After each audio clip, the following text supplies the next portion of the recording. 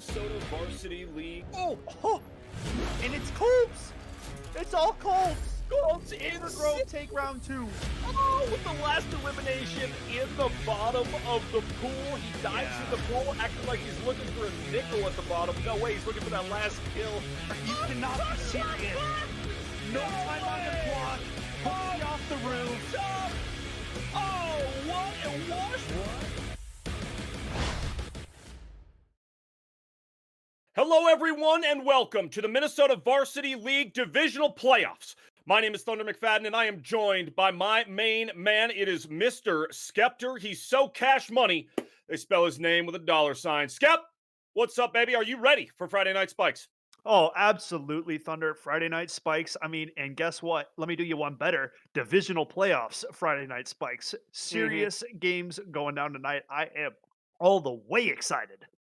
Yep, cannot wait to get into it, folks. Thank you all for being here. Thank you, everyone, for being here. If you are not already following Minnesota Varsity League on social media, make sure you do that at MNVL or at MN Varsity League to keep up with not only the action we have going through this weekend of divisional playoffs, but then followed by All-Stars and then followed by State, which will be on LAN. But first, as Skeptor said, it's divisional playoffs, and we will be getting through the night. To start off, in Group A, it is going to be Washburn taking on Farmington. Washburn sitting at third place in that group, if I remember correctly, and Farmington sitting at sixth within that group. Yeah. I mean, yeah, cycling through the brackets here, we got 3 different groups tonight, folks. Group A, B, and C. All of these squads you see before your eyes will be competing for seeding for our state tournament coming up in a few weeks, June 4th and 5th. But, Valorant will only be on one of those days. So, I mean, it should be lots of fun. We're going to have 3 matches on stream tonight. So, one more than we usually get to do on Friday Night Spikes. And that's, main reason we're starting an hour earlier. Yeah, very excited for it and very excited to get into it. As Skeptor said, all of the players, all of the teams tonight vying for those top spots in the state tournament. Obviously, the higher your seed, the easier route you are going to have through that bracket at the big dance. So, what are the teams bringing to the maps today? Skep, first off, it's going to be Washburn taking on Farmington, right? Farmington, a school that is very serious about their esports. They always have been.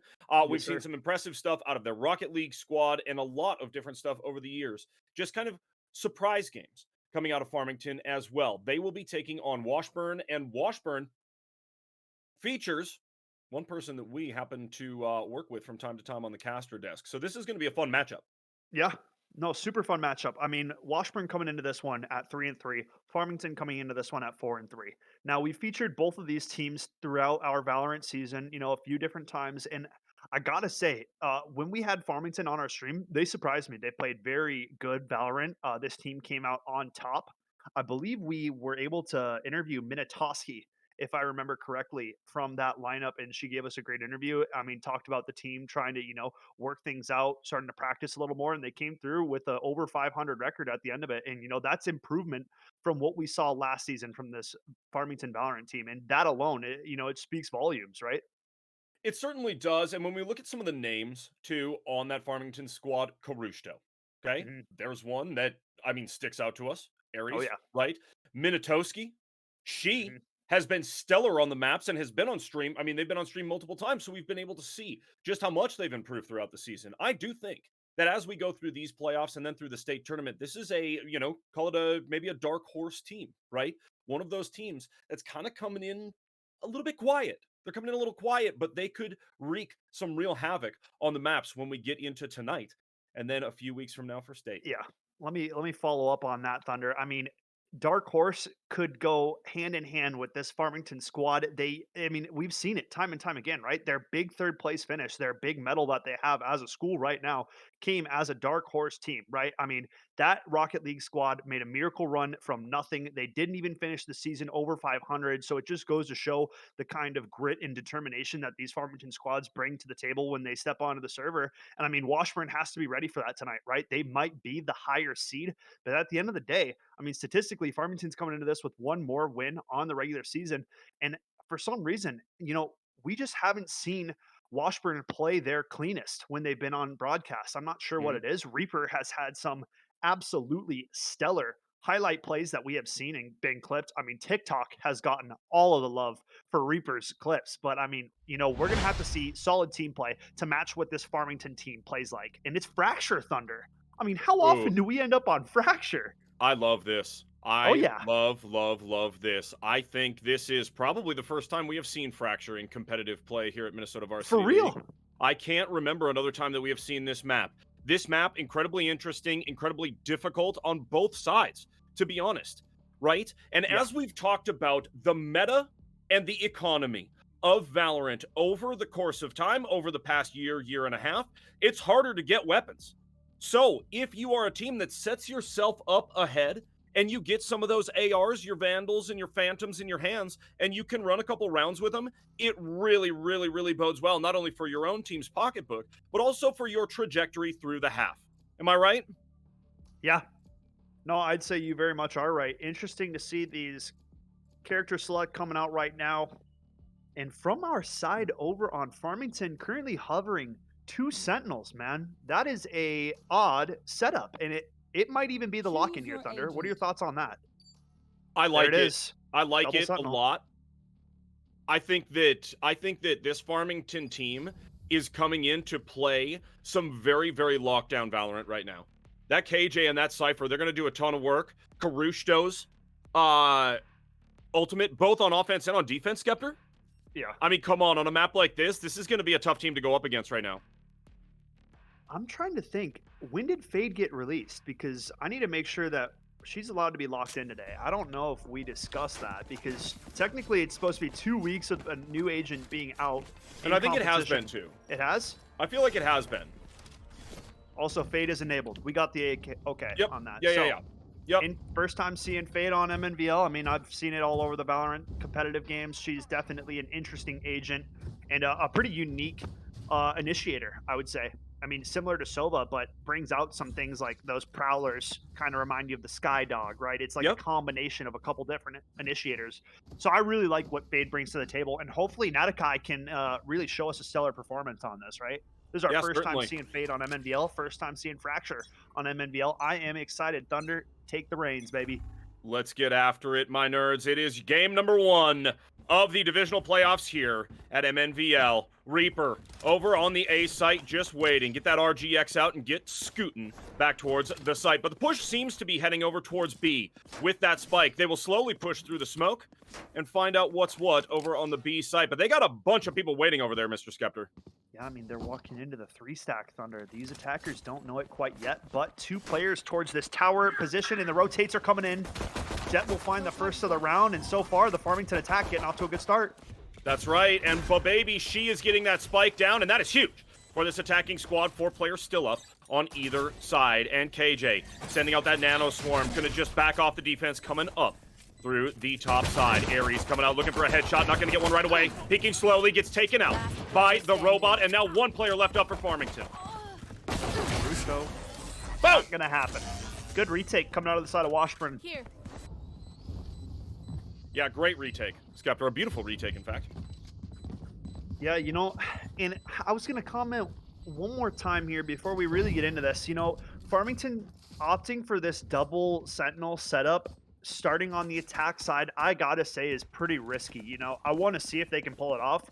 But, I mean, 2 Sentinels on your attacking side doesn't give you that many options for site entry, right? So it's really going to have to be off the back of this Natakai Fade and finding out where these locations of these defenders are, Thunder. Turret out.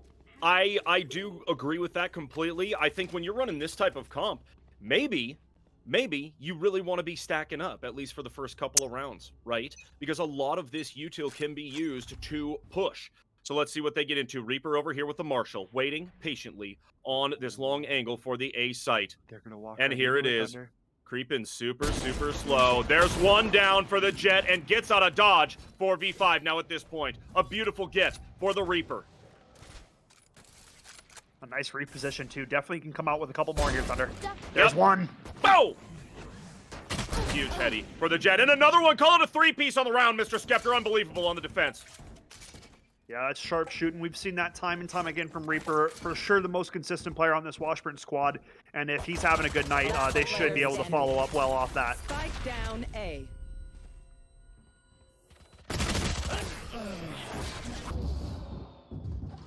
Another one goes for those defenders, Mr. Skeptor. They are playing fantastic right now, whether it's the retake or just a good, solid defense. They're getting out there and they're doing it. Now this is, you know, we find this point a lot here, right? It's so common to go up 2-0 if you find that pistol round. You know, you're only offering classics, but here we go. The bonus versus the rifles, Thunder. If Farmington are going to get this attack kicking, it's got to be this round right here. It certainly is. They've got the weaponry to do it, so let's see how they fare in round number 3. The push, well, it's split here at this point. Seem to be looking for an opening pick. This Ares, for the side of Washburn, going to back off. Natakai gets a good opener over on the other side, and this is looking nice for the attacking squad. Cypher with the spike, followed up by Viper and Jet. The push is coming out. But Baby finds one. Ares another. And Farmington is lighting up this kill feed, Thunder. Yeah, they are. They might not drop a player here. What is this KJ going to do? If you got the guts, you go face into it. But, man, 1v5, that's not fun for anyone. A Spectre, too, man. It yeah, gets sheesh kebabs. By the minute. Gonna peek There's a out. turret. I mean, yeah. Woo! Pepper released a couple of people through their Skep, but they goes down. It's Caruso with the finish, and now a round goes the way of Farmington. Good stuff with those ARs. Yep, excellent work coming out of the Farmington squad. I said they needed to find a successful round here on that attack, and they do, right? They've come through, they complete a flawless round and keep all their rifles up, and that is so pivotal, Thunder, because, you know, we said it. Rifles don't come easy. So the fact that they keep all of them up, they can now start to build a little bit of an economy if they could find another round here and tie it up at 2 apiece. Yeah, they didn't drop. I mean, it's so nice when you go through a round like that. You don't drop anybody. I mean, you know, and for the side of Washburn, just not hiding well enough. You know, if you know they're coming with ARs, man, find a corner to hide in and take one of them at least out. Natakai gonna throw some util up over the top and then gonna cruise down underneath on a nice little flank here for the B site. Attacking squad, everyone is there, watching their 6. Still 5 players up. And now creeping over towards Arcade. Natakai might have the surprise peek. Huge. Finds one. One right above him on the tower spot, though. Is this fade ready for who's up top here? Yeah. Who's in heaven gonna peek? It's the robot, but does not see the fade. Oh, boy. Wow. Unbelievable timing. And there is the kill. Jagiffy gonna get one, and now 4 players up on each side, but the rotation is coming, and they are heading fast and hard towards the A site with that spike. Yeah, big pickup from the KO there. Not in this one. Back up at 4v4 here, and now attackers pushing out towards this A site, and the Killjoy popped. Solid stuff from this attacking squad. That is a big ultimate. Spike planted. Reaper gonna get out of the way. Gonna ooh! The crosshair placement was there, but does not take out Cypher. Here. Ooh, we'll get the jet. That is huge. 3v4 now. Farmington. They're holding firm. Uh-oh. Will Reaper get one over the top side? 2v2 now. Reaper. Wow. Yeah. Washburn gets the retake done, man. I mean, Farmington was tucked up nicely, but, you know, not dealing with Reaper early on, he ends up being a complete nuisance, jumping around all over the place. None of these defenders, or I mean, sorry, attackers could really get the angle down on that jet. I mean, Reaper is so mobile, switching up the angles that he's peeking from, and giving the attackers a different look, right? That's really what is separating Reaper right now from the competition. Most certainly, and I think when you talk about a really, really good jet, especially with the jet, repositioning after the kill, right? After every single one, and Reaper's doing it. Playing fantastic. Look at 7-2-0 at this point. No assist, just taking them all for himself. Yeah, no need. Yeah, right. Got that crosshair placement. I mean, we saw it, you know, so close to taking out Minitoski through the smoke on that, right? The Viper's orb is up. It just shows you that repetition, and Reaper got it calibrated and locked in on that crosshair placement.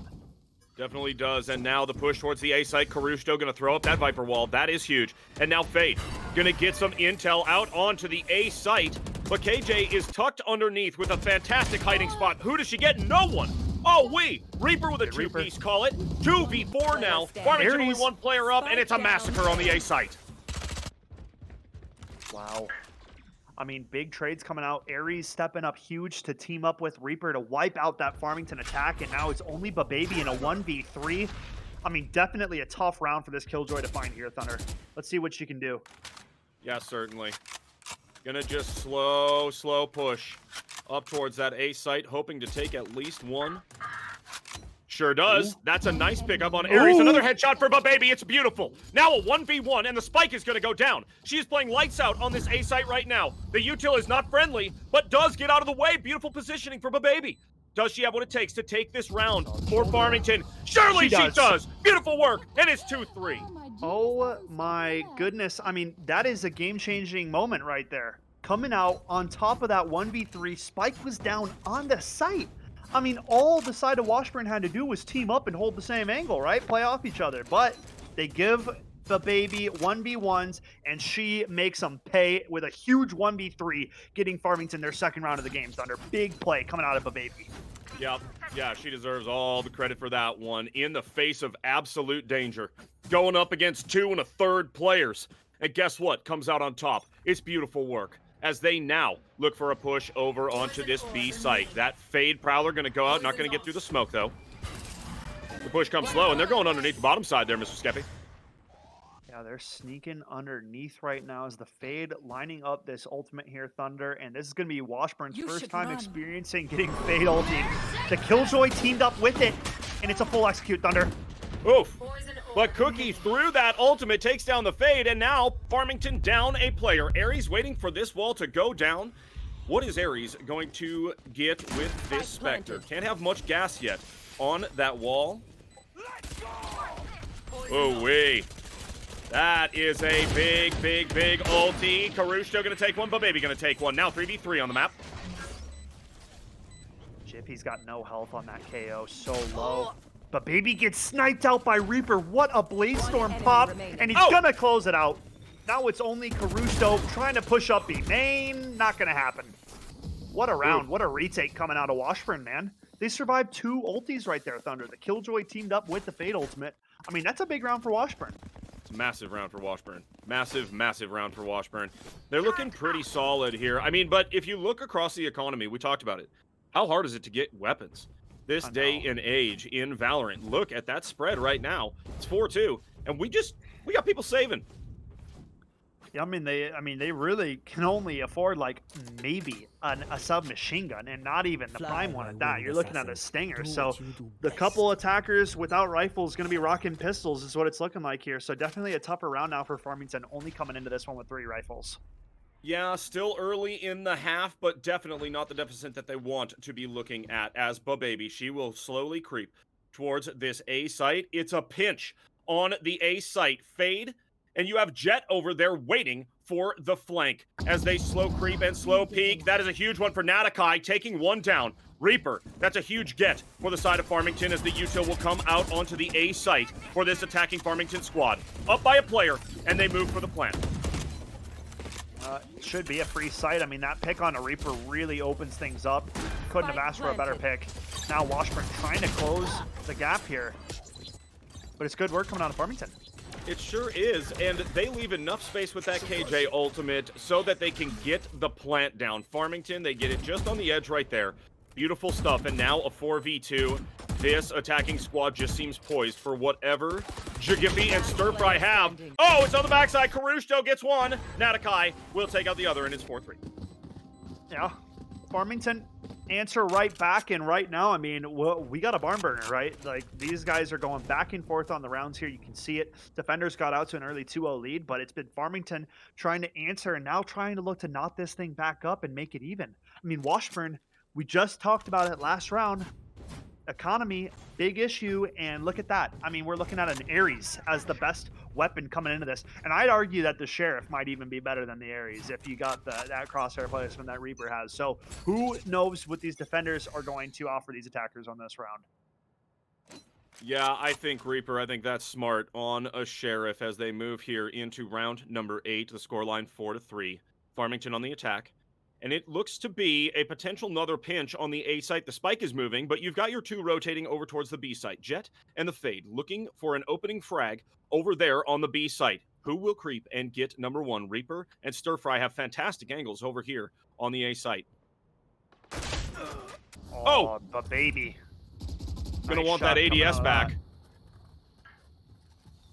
that. An A site wide open for the taking again. I mean, Farmington have been slowly working up for all of their hits, and it has been paying major dividends for them, Thunder.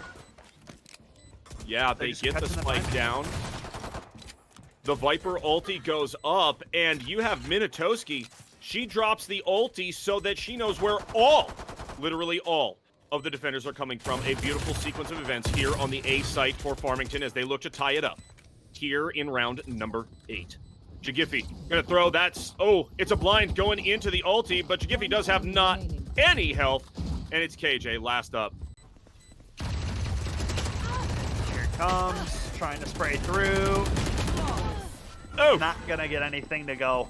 And I mean, wow, tied up at 4 apiece. We knew they were on the eco coming into the round, so Washburn definitely gonna be able to purchase some rifles here.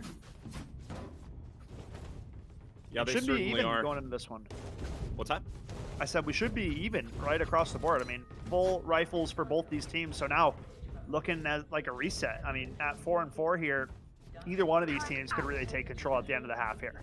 Yeah, they most certainly could. It's really going to depend how well these defenders play because your attackers in Farmington, they got a bunch of money, man. They got full pockets. Cash on cash on cash on cash. They got stacks. So, as they move into this round, they could lose it and come in with rifles again.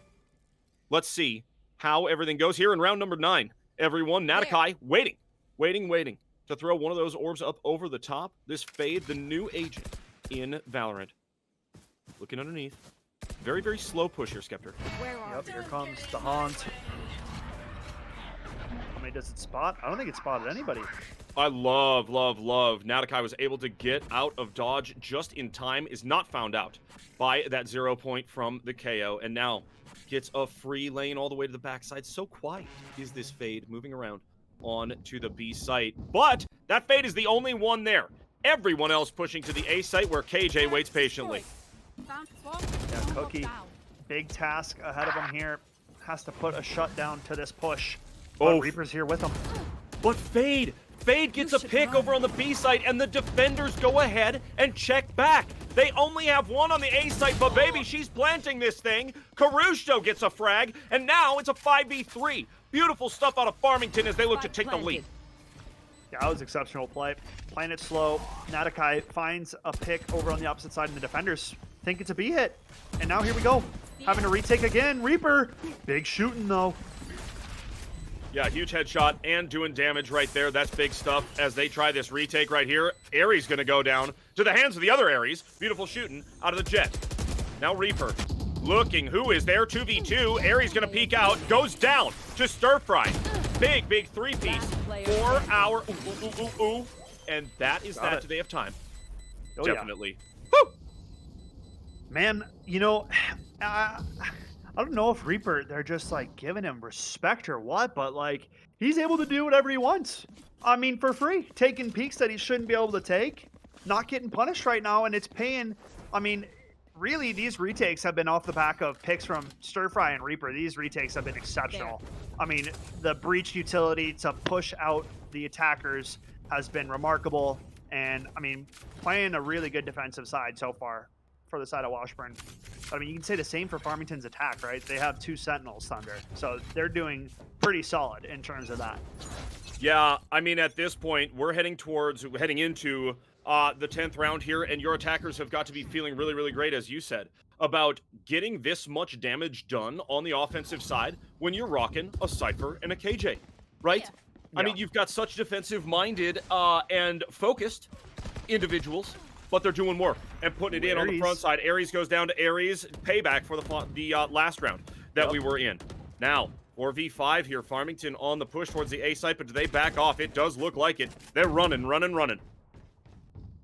Yeah, decide to pull it back after dropping their jet, and now, see, this is where the attack's going to be interesting because, you know, you have Fade setting up who to push in, right? You don't have the entry with the jet now, so you're looking at your Sentinels just saying charge and pushing through, or maybe a Viper wall, right? It's got to be interesting how these attackers decide to approach this, but heading back in so sneakily towards this A site, Thunder.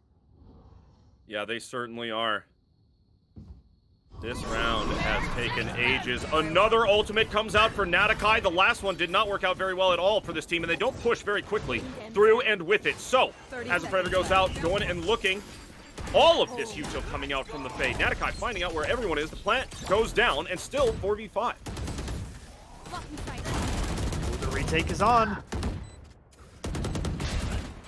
Big shots. Reaper and Stir Fry. Here we go. Deja vu.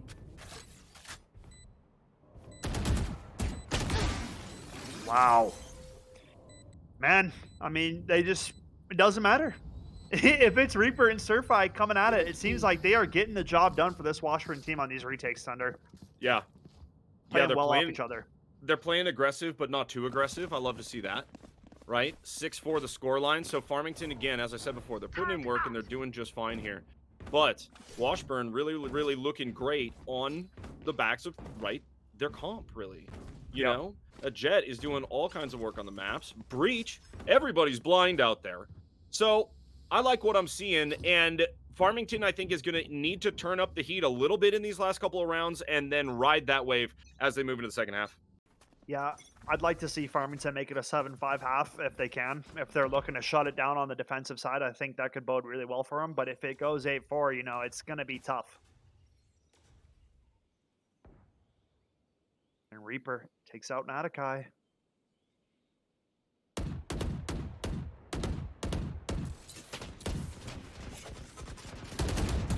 And with that util, I do think that this team maybe should look into backing off here. Or do they wait and go for this pinch attack? We've already lost one player. Jet not looking so healthy as it sits. And Minatoski, she's looking for a heady right here. Who's going to peek? Is it Ares? Is it the robot? We are waiting, but these defenders are not biting. They are holding their ground. This Washburn team knows how this Farmington team has liked to attack. They come through silently, and if it doesn't work out, they usually kind of wait it out and then test the waters again. A jump peek from Ares, going to realize that these attackers have not left. And now the attack is underway, Thunder. It sure is. The snake bite goes in. Jet gonna take one. That's a big get for Ares. Again, Ares v Ares crime happening out here. Ares gonna take a bunch of util from this breach. And now it's a 4v3. Farmington has done a fantastic job getting onto this site and getting the plant. Yeah. Farmington now set up. Nice. Washburn trying to creep back into this Viper's Pit. Now 3v3 Thunder. Creeping super slow, and Stir Fry will get one. Reaper gonna get another one, and now all of a sudden, a 3v2. That's a big get for Baby as she takes out Cookie. Who's next? 2v2 in the middle of this Viper's Pit. Reaper looking absolutely worse for wear. All you gotta do is breathe on this Jet. That's what happens. Boom, Cowabunga. And it's 1v1, Skep. Oh! 1v1, and it's Farmington coming out on top. I gave credit to Ares on that jump spot, saw those attackers coming, but then, you know, you can't start fumbling around with the utility. It's got to be weapon out and at the ready, because Farmington cracking onto that site like that and getting that Viper's Pit down is the big difference maker in that round, and they find number 5 for themselves on this attacking side, Thunder.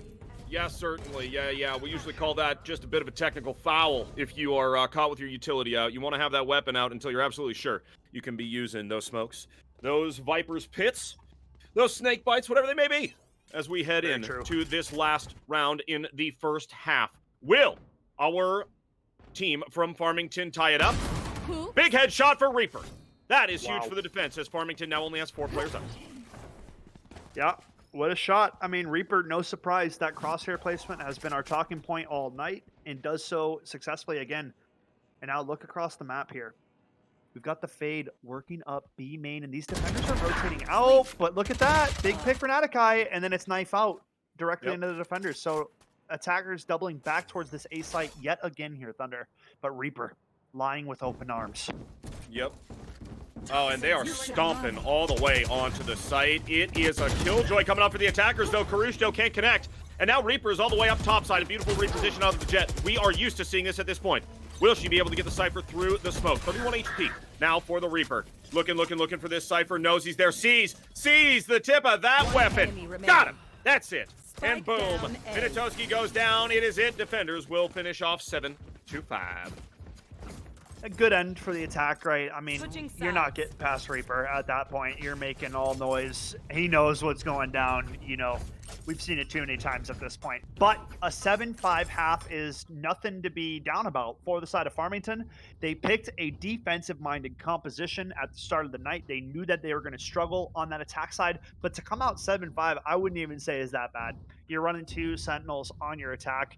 I mean, you know, you shouldn't even be getting 3 or 4 on the attack. So big plays coming out of Farmington, right? Really good first half. Let's see if they can turn it up and keep things rolling on this defensive side now. You said it, Mr. Skeptor, and look at how beautiful this map is. Gosh, can we just take a moment to appreciate those devs for making us some beautiful maps out here at Valorant? There you go. I gotta say, man, big ups to them. Thank you so much. As we move our way, everyone, into round number 2, round number 1 of half number 2, as Reaper and the squad are looking to get in. Turns up back to Carusto. You don't do that. No, sirree. And that Ghost's gonna do work. 4v4 now on the maps. Yeah, a little bit of a team kill coming out on accident, and that's going to even the score back up. But Aries, ooh, the head ding from Aries. Blocking sight. Looking And for almost more. gets one through the smoke, Mr. Skeptor. That was beautiful Yeah. stuff. The utility Oh. that we're seeing right now is really good, Thunder. I mean, look at that. Yeah. There's no retake going on because our intern Aries doing work with these snake bites. Yeah. Yeah, absolutely. And when you're that good with the util, Skep, you're gonna buy your snake bites instead of a ghost the first round. You're gonna do it. Oh, gets taken out though by Minatoski. It's now a 2v3. As the retake ensues, Minatoski, she sees no one. Oh, almost takes out, but no. It is attackers on the dub, 8-5. That's a big round for this side of Washburn to come out and find. You know, for Farmington, this is their strong half. This is their strong half built on their composition that they picked. So for our side of Washburn to come out and win pistol in the second half and get the ball rolling right away is a really good start for this Washburn second half. Yes, indeed. So now Farmington definitely want to be buying util here to try to take a thrifty off of our team out of Washburn. The attack yet again coming towards this A site. KO in the 0 point, not going to find anything. KO has that spike all the way back there. Wants to catch up with his team. Viper wall going up.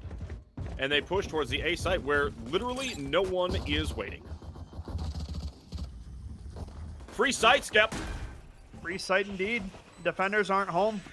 They're hanging out with the classics towards spawn, and now, I mean, a full retake coming in with the classics that we're seeing. I don't think it bodes well for this side of Farmington on this round here, Thunder. No charges left. No, I don't think so either, but, ooh, boy. Everyone participating. It's Cookie, Stir Fry, and Reaper. Player standing. Another, call it a three-piece for Reaper, and that's it. Washburn, yow. Yeah, big plays coming out of this Washburn attack, man. And for what I said at the start of the broadcast, you know, the team play had been lacking throughout past streams that we have seen from Washburn, but not so tonight. Reaper and Stir Fry have teamed up for some magnificent duo work off the back of that Jet Breach combination, followed up nicely by the rest of the Washburn squad. I mean, this has been a really good first start to their divisional playoffs here, Thunder. Yes, indeed. Has been a fantastic start for Washburn. Ooh, gonna send just a little something over there to the A site, see if they can't get the defense on the rotate. Reaper pushing here towards the B site. And here we go. The push is underway. Washburn on the bonus, wasting no time cracking into the A site, but Minatoski gonna greet him with that Phantom. Nice swing from the fade. Wow! Should have run. What a swing from Natakai. Turning it back into their court there. I mean, yeah, it's a bonus round from the attackers, but big ups to Natakai on that fade. That was a sick 3K, Thunder. It was insane. Insane and so fast, too. What a round to take back for Farmington to really, really get them feeling themselves here as we get into the latter stages of this game. Skeptor, that has got to feel fantastic, and it's got to get some wind in those sails here for Farmington. Can they do it again and start this run back at Washburn?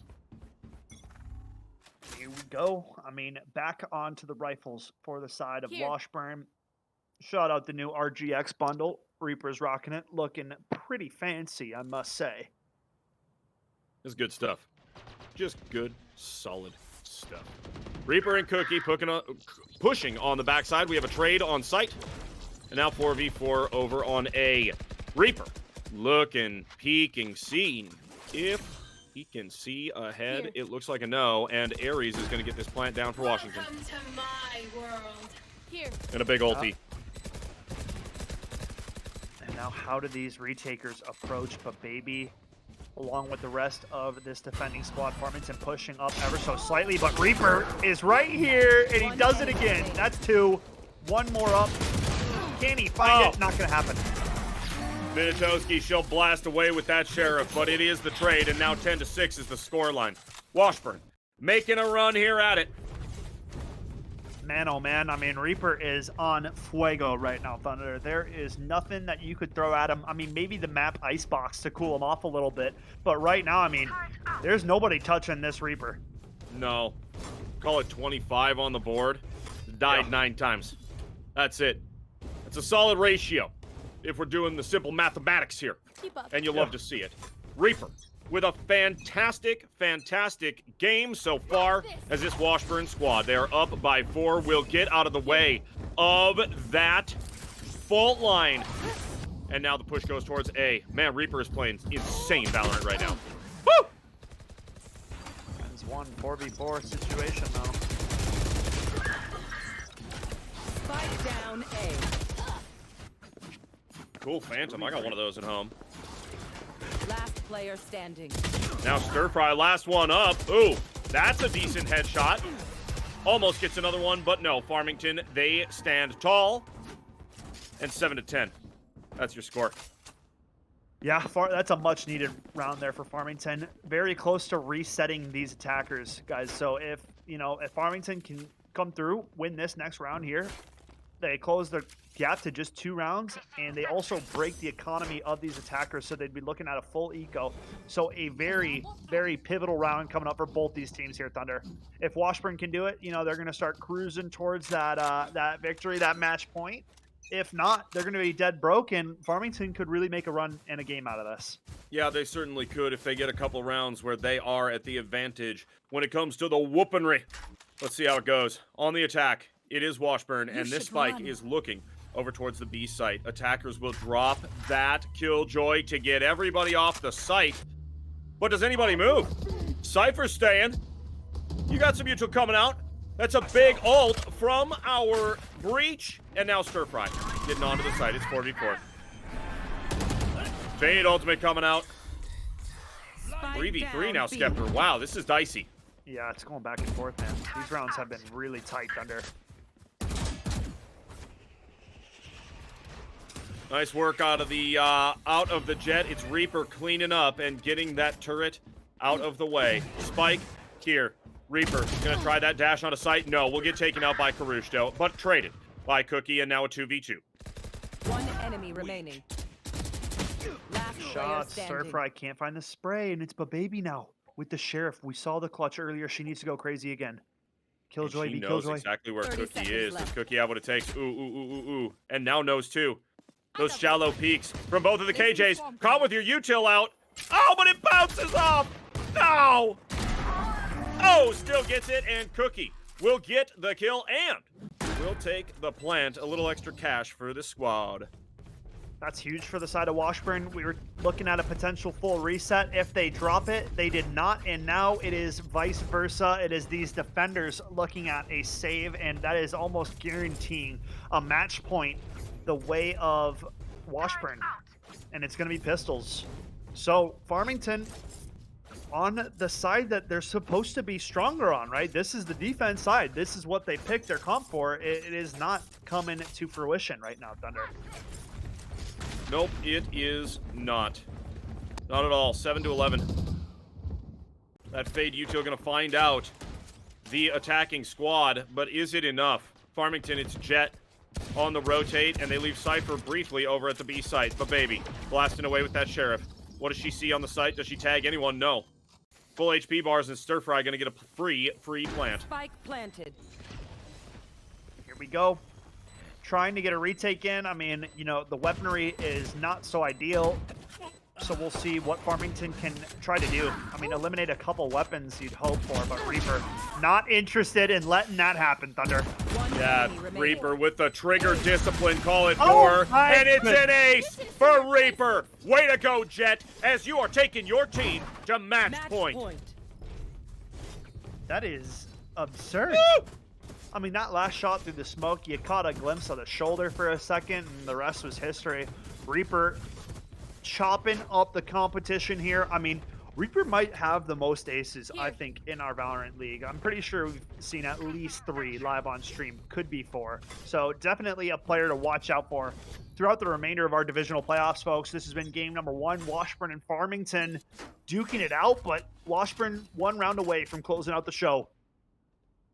Yes, they are. Reaper over here on the A site looking for an opening frag. Everyone else pushing underneath on the B side. Very, very quiet. Very, very stealth out of this Washburn squad. Reaper looking. Maybe hears. Maybe hears that turret up top side. Karushka with the kill, though. That's huge for Farmington. A much-needed kill, Thunder. You gotta find that kill, especially on the Reaper and down the defense. Being tested. Oh. Cookie through that Cypher trap. It's a nasty one, and now we're down to a 2v2. The defenders have Killjoy ultimate for retake here, so if they play this right, they should be able to come out and continue this game. Karushto makes it a 1v2. Oh! Oh, wait! What a round from Karushto. Takes Yep. out Reaper at the start and then closes out the show. They pop the Killjoy ulti. I believe that was at the same time as Caruso was dropping that final member, so nothing you can do about that, but a good round for Farmington to find their Thunder. They definitely needed it. They sure did need it. Look at the finances. I mean, money's not looking the best, but they're still going to be able to have pretty solid weaponry across the board for these defenders. So 4 rifles, I mean, I'm not going to complain. I've seen Spectre get work done before. So let's see what this Farmington squad can do. Can they start to pull off a run here and close this game and make it a comeback? Yeah, right? They got an opportunity here. Let's see if they are able to make the most of it. Jagiffy. Gonna see who is here on the A site going in just past that fault line.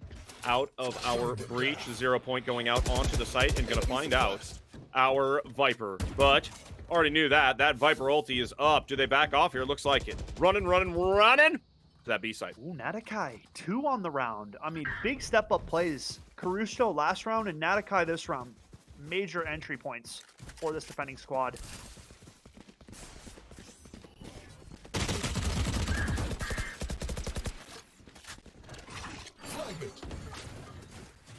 Spike down. Ooh-wee. Look at this effort out of Farmington. Great stuff.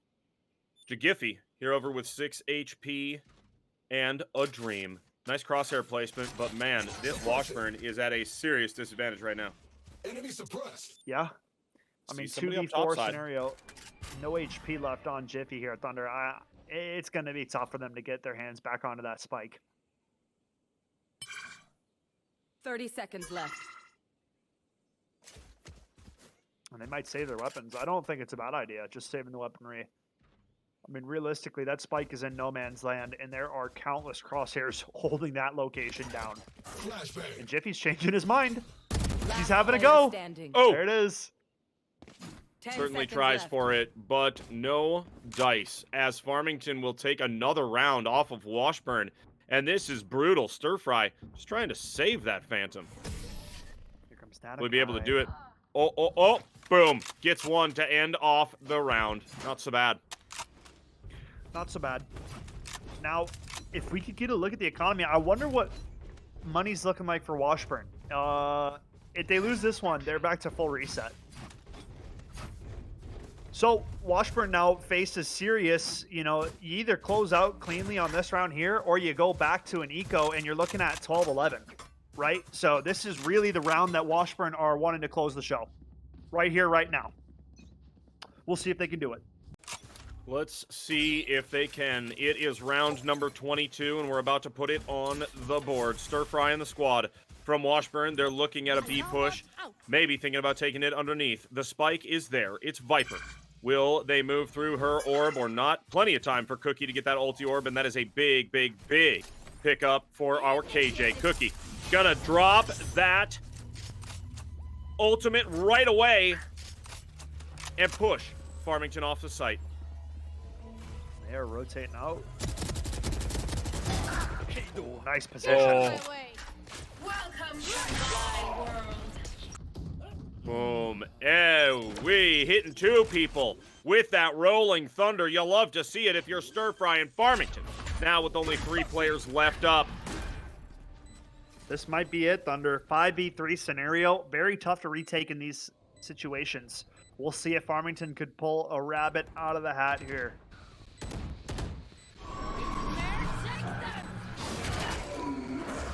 Ultimate comes out as Farmington tries to save their chances. Natakai and Caruso team up, but now it's only the fade. It's done. It's over, and Washburn are moving on. Big, big dub for that school. Whew. Man, Yeah, that was good quite a game game, one. Scap. Yeah, man. I mean, we haven't had too many games throughout the regular season that go so close, blow for blow, round for round throughout the first half. And early on in that second half, it didn't really happen until, second half time, that Washburn team really turned it around on that attack side and really got off to a smooth start. And I think that was the big difference maker, right? Farmington had some good looks, but overall, that lead was just a little bit too much that Washburn was able to eclipse. Yeah, Washburn, finding their way to, even when they lost a couple of rounds, they made sure that they had that safe buffer the whole time, whether it be 1 or 3 rounds, whatever it was. Farmington, I think, had the lead maybe 1 time, or they tied it up 1 or 2 times. Yep. And so when you are playing that well, when you're looking at a squad out of Washburn that's playing that well, they deserve this dub. It was hard fought. They duked it out no matter where they were, and it was huge. And our next matchup is going to feature Egan and St. Louis Park. It That looks like is a Egan banger and of a St. Louis matchup. Park. That should be a banger, Scap. Yeah, man. This is there's some serious lore going into this matchup. I think we save it until we come back to preview it. Let me give a quick shout out to Version1.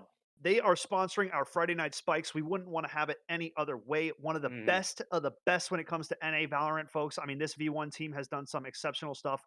We cannot thank them enough for their supporting the streams, and allowing these players to play for free because of their support to MNVL. Our hearts go out to our friends over on the other side over at V1. Appreciate them so much. And I mean, hey, it's always fun getting to cast some Valorant, Thunder. It always is. It always is. It's a favorite of both mine and of yours. And now here in these divisional playoffs, the stakes only get higher when they head to state. And that's what these teams are setting themselves up for right now. We will go to a break. And when we come back, we will see Egan taking on St. Louis Park. Be back shortly.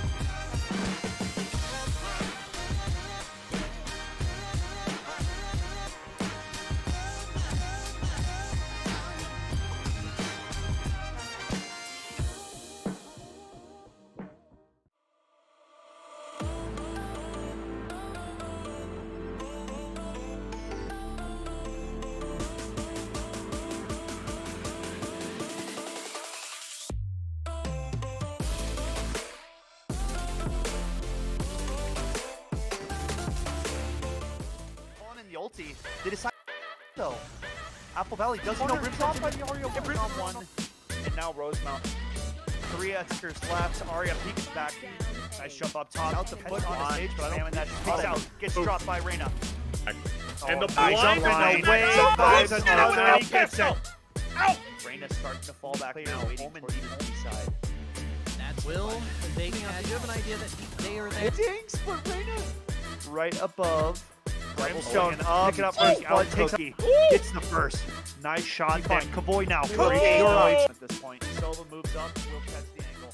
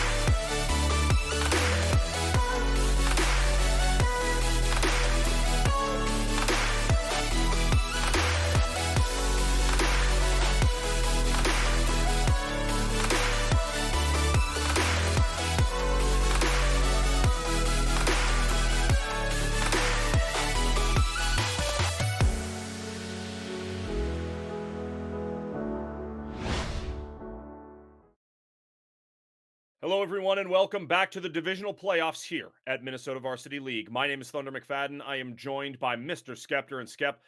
Banger of a matchup number one. Hard fought win for Washburn. And now we move into matchup number two. And everyone, we can show you the bracket and where exactly we are at. We are going to see Egan taking on SLP at this point. Very excited to see that. There is Group A for you. And as we said, St. Louis Park taking on Egan here. Both of these teams have really showed up in recent memory on the Valorant maps there, Mr. Skeptor. How Yep. are you feeling about this matchup? I gotta say, going into this one, I think it's gonna be a really good matchup. So we kind of previewed this one before, and we actually had this matchup a few weeks ago on our MNVL Friday Night Spike stream. Egan did get the better of St. Louis Park in the previous meeting, but I think it's going to be not going to say completely different story, but I definitely think SLP are going to have a little bit better of a look tonight. You know, they were dealing with some roster problems at the time, but all of that goodness is sorted and taken care of, and now looking to right the wrong of their only loss of the season against this Egan team here, Thunder. Yeah, and we will see. We will see once we get onto the map. The map is Haven, so that should be very exciting. I think that's a good, solid map for these two teams to duke it out on, right? They are very evenly matched, and it should prove to be some very, very interesting, and I think, honestly, it's going to be some pretty aggressive gameplay. You Oh know, yeah. Haven is one of those maps with the 3 sites you can kind of dance around, and you can go back and forth, and you can take your time when you're pushing. I don't know how much time either of these teams are really going to be taking. I know they have some duelist mains who really, really, really like to get into the mix. They don't like to sit around and just wait on the B or C entrance just to see if they can, pick up ahead here, like whatever. They are looking to get into it, and they're looking to really play. Yeah. So I think this is going to be a very hard fought match. And I think it's going to be interesting all the way start to finish. Yeah. No, I'm in agreement there, Thunder. Going over to Haven now, we've seen this one a few times on our MNVL broadcast. The 3-site map, like you said, gives attackers all different kinds of options. And I mean, really, I'd say it's one of the most attacker-sided maps in the game. I mean, it's just so hard to get a proper defensive spread across the entirety of the map. There's just so many things that could go wrong, and once you lose one guy, I mean, basically, it is time to throw everything you got at the wall and see how you can try to defend, because really, I Mm. mean, it is an attacker sided map. So interested to see who is on the attacking side to start out this game number 2. And I'm looking for, to put their foot down and try to get a really good start to the game, right? That's what I want to see really out of either one of the teams. So Yep. interested to see how this first half will play out. And we have word that it is St. Louis Park starting on the attacking side. And I mean, man, you said it, a couple of duelists that put their nose down and they get right into the action, a couple of rabble rousers. I'm excited to see how this one's going to go, though, Thunder, for sure. Yeah, definitely. As we approach the start of this game on Haven, we see it, Skeptor, in both the amateurs and also at the pro level. If a team is good enough to just keep running A, they just keep running A, and all of a sudden they've taken 7 rounds in the first half of the second half because they just keep running A, and teams cannot figure out how to defend it. So, will that happen in this matchup? We shall see. I do believe Egan really, really, really put up a fight against Apple Valley the other day. Is that correct, Skeptor? You know, Was it Egan? I Or was I that Egan can't Rocket say League? I know they played lights out the other day too. Egan Rocket League beat defending champs last week is what it was. Or yeah, last week. They took out Rogers in the final game of the season. So that was Ooh-wee. huge coming out of Egan. They are definitely Yep. riding on a high as a program. And I mean, to have the only win over St. Louis Park through the regular season, I'd say that's a bit of an accomplishment as well, right? This team took second in state last season. Definitely no slouches on the Valorant server. A lot of teams have their eyes set out as one of the real competitors on this side of SLP. So Egan having that victory coming into this one and the better of them in the preseason. I mean, who knows? Maybe Egan has SLP's number. We'll have to see once we get into it, though, Thunder. I'm excited, and look at our character selects going on. I like it. I Select like what your I'm agent. seeing. We've got a lot of matching things happening here. You trade out the Sky for the Sage. And what are we trading out as well? That Breachy Breach for Mr. Robot. It is the KO. And I like it. I like what I'm seeing. That KO is really going to provide a lot of intel, and it's going to provide it faster than what you would see out of the Sky, that Tasmanian trinket. You know what I mean? Oh, yeah. Oh, yeah, I know what you mean there, Thunder. Bringing it on. And here we go. SLP starting out on the attacking side. Let's see how it goes. Let us see, indeed. Ginsburg gonna walk that robot over to the C site, it looks like, with a glitch pop dagger out. Let's get after it. Egan v. St. Louis Parks, and folks, you are watching the divisional playoffs here at Minnesota Varsity League. My name is Thunder McFadden, joined as always by Mr. Skeptor. And man, we've been tearing it up this weekend, Skeptor, and we're not done either. We are absolutely not done. We still have one more game after this one, and I mean, divisional playoffs always brings a different level of competition, Thunder. These players bring it to a new level, and I'm excited to see how this matchup's going to go. This one really could go either way, though, today, Thunder. Certainly could go either way. And we see it here. Whoever wins, absolutely 100% stamps their ticket to this state tournament. Very exciting stuff and a lot on the line. Crone going to blast through that Sage wall. Give this attacking squad at least a little bit of space. The spike, waiting patiently as Omen will pick it up. He's topside. Well, that's the defending Omen that is topside, Yeah. waiting in garage. This is a good spot, Thunder. This It could is. get interesting. And with a frenzy, SLP. too. That's a naughty little number. Oh, but gets taken out by the Sky. That's massive. 4v3 now at St. Louis Park. They keep all 5 up. Crone going to push through here now. Virgo up in the window. What is Virgo going to see? Is this a little flank action out of our Sage? It very well Spike could be. planted. Do they have eyes on the garage? We're going to find out right now, Mr. Skeptor. SLP really tucked on site here. The retake commencing from garage position, and it's 3 players coming through on garage fast. Oh! Last player standing. Trades up plenty, Huge. but it's SLP coming out for the pistol round. They did a really- great job. Skeptor Yeah. looking around smokes and stuff there. Yeah, I'm surprised that Omen didn't come out with one, all right? I mean, sometimes Frenzy can betray on the early spray, but the fact that, you know, that Sky was able to switch over, get that crosshair directly onto the Omen and take him out, I mean, a huge start to this attacking side for SLP. It sure is. Woozy, and that's Taija. Great stuff. Here we go. Here. Excited for round number 2. Crone's got a Vandal. I mean, Oh, that's we not surprised? No, that's No. kind of the Crone way. Yep. Going out there, just no shield, no nothing. We'll just go out there with a Vandal and just start Yeah. blasting away. But is Virgo there to get an opening pick on Crone? We'll at least blast away for a second, but no. Only takes 27 HP off of our Jet, as Crone will get the opening frag of the round, and we are sitting at a... Ooh, we call it a 2-piece for Crone. Pushing forward aggressively. That Vandal is singing, and the remainder of the defenders on the flank side. So 4v3, and now Crone watching this back end. This could cause problems for these retakers, but I think they're opting to go through garage again. I think they are. Crone out here with that Vandal. Got healed up by the Sky, so a beautiful play and teamwork out of St. Louis Park. Gonu got a shorty, ready to blast away at someone, and doing it for cheap.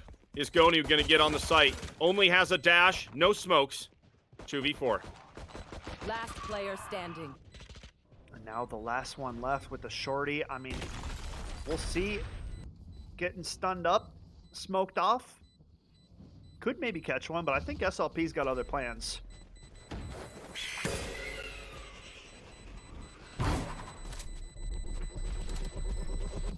No time, nobody home. Gonu's going bye-bye. And SLP going up 2-0.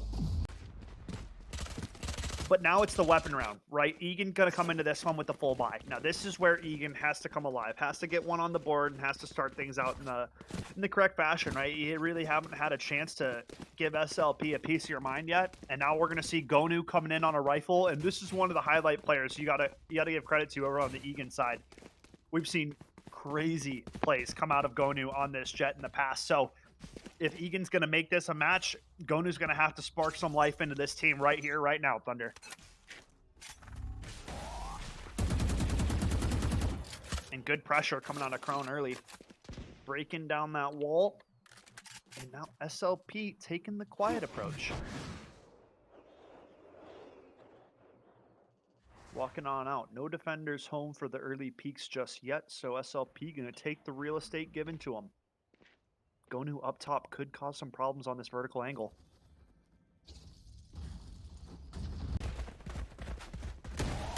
SLP, full commit. Crone finds the first.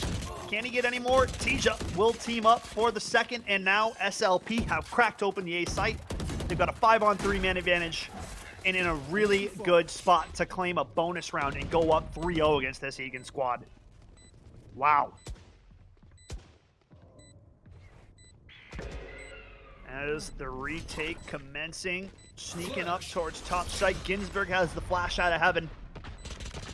No follow-up just yet from the retakers. 5v3, numbers favoring the St. Louis Park team. Knife gonna go out, disable a couple defenders, but Crone finding another one on the round. Can he claim anybody else? Nice shot coming up from Ginsburg, takes out Woozy. Crone with a 3K. And Sage is long gone, saving this Vandal for the next round. But SLP showing up big in the bonus round. Moving to 3-0, and I said it, man, the attack sides, once they get going, can really be hard to stop. And now it is a full weapon reset for this Egan squad coming into this with just pistols, folks.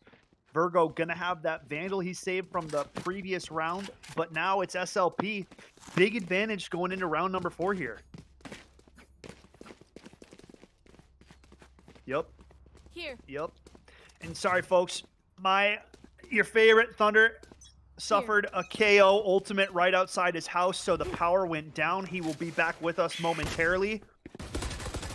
I just had to take care of that KO outside his place real quick, but we will be good soon. He should be coming back to us. He didn't leave. Don't you worry.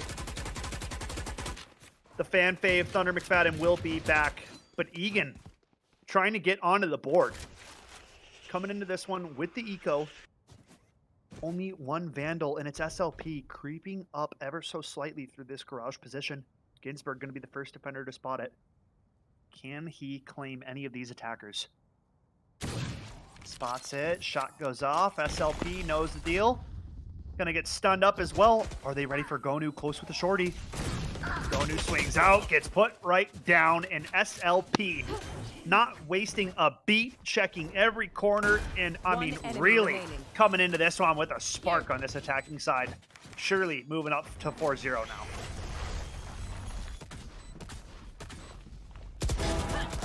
Ooh, Ace finds one, make it 2. Nothing else will fall, though, and it's SLP moving forward to 4-0. Welcome back, Thunder. Or working on it. Almost back, Thunder. Cronet 7-0, folks. 007, but it's reverse order. That's 7-0-0. Leading the pack by charge.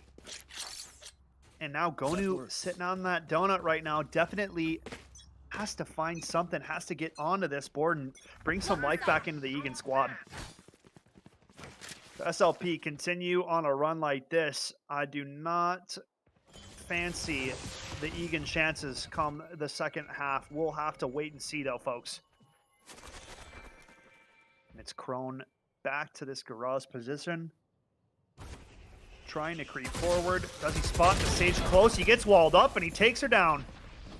Man, I mean, I don't know if Crone's gotten first blood in every single round, but I'd say 3 out of the 4 rounds have been first bloods by Crone so far. It's gonna go down to E-dubs. A nice shot there coming out of the Omen. 4v4. An Egan drop. Now a 4v2. Gonu trying to find something from this garage position. Doesn't spot anything towards grass. Spike being planted. Spike Ace has the planted. tour to force out. Has to find a couple kills here. Teleport's ready. Setting up his rendezvous accordingly. Will drop Odom. Can he find more? He needs another at least. Will take out the second on a spaceman One at logs. enemy remaining. Now just a 2v1. It's Tija. He knows his Last chambers player towards standing. backside. He makes it a 1 versus 1. Where is Jet coming from? He peeks garage. Waiting for the long peek. Gonu approaching ever so slightly. And Tija doesn't get the job done. It is Gonu This coming out on top. Does he have time for the defuse? I think so. Almost a lock on that. Defuse going to come through. And Egan going to put up their first round on the board here, folks. 4-1 to the SLP lead. I mean, a pretty good start nonetheless. Egan gonna Here. finally get one onto the Here. board for themselves. And now, an interesting position to be in. Egan's money being reset after finally getting their first win. So, financially, if SLP can come out on top of this round, it's going to be another full eco for these defenders on the Egan side. Here. Big shots coming out of Ace, though, in that last round to put Egan on the board finally. SLP with a 2 ultimate advantage coming into this one. Ace just tapping away. Not spotting any attackers just yet. And now creeping over to Short Crone. Takes him out for free. I mean, my goodness. This man is on one today. Look at the Radiant Gun Buddy. Sheesh. That's why they call him Big Dog, folks. I've got your Now- trail. The Sky Seekers being popped and SLP trying to make a breach play. through this garage position. Sage smoked out, and SLP have the C site to themselves. Defenders sitting back, nobody home, clearing it out properly, and now a full retake. Crone gonna spot a player in window. Ulti advantage still on the side of SLP as the retake is underway. Crone now approaching garage. His position is noted. Spots one on the wall bang. E-dubs will find one, Ace picks up two, and just like that, it's a 3v2. Odom makes it a 2v2, make it a 2v1. SLP up a man. Tija no HP to his name. Odom protecting this garage spot, gonna buy some more time, and I don't know if E-dubs even has enough time to get on this bomb at this point. Nice utility coming out in SLP. Resetting Egan here in round number 6 rather. Big win for that squad. SLP up 5-1 in this one.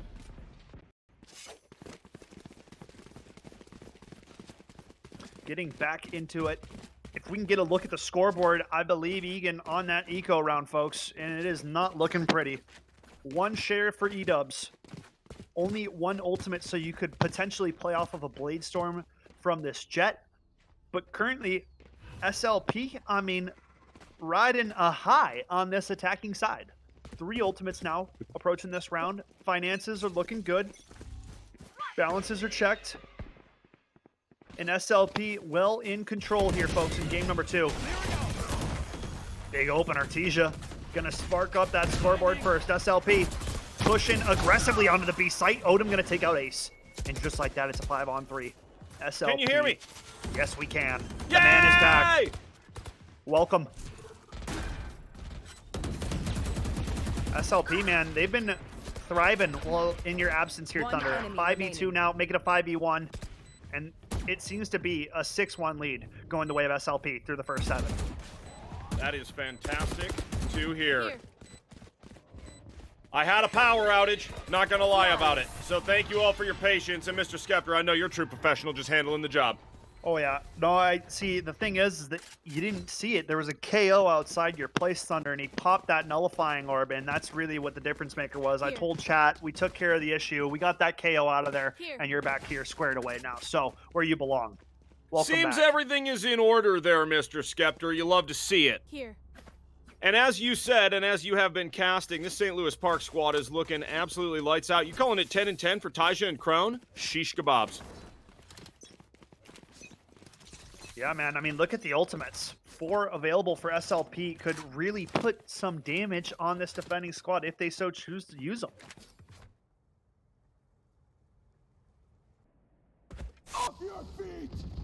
And the Breach ultimate to start us out here, Thunder. That's a big one. And we'll follow the guiding light in. Tija, Odom gonna take that one. But here comes out the Tasmanian Trinket. Can't get past the Breachy Breach. Ooh, Crone. That's the tally. 5-on-3. Make it a 5-on-4. Gonu with the big one there.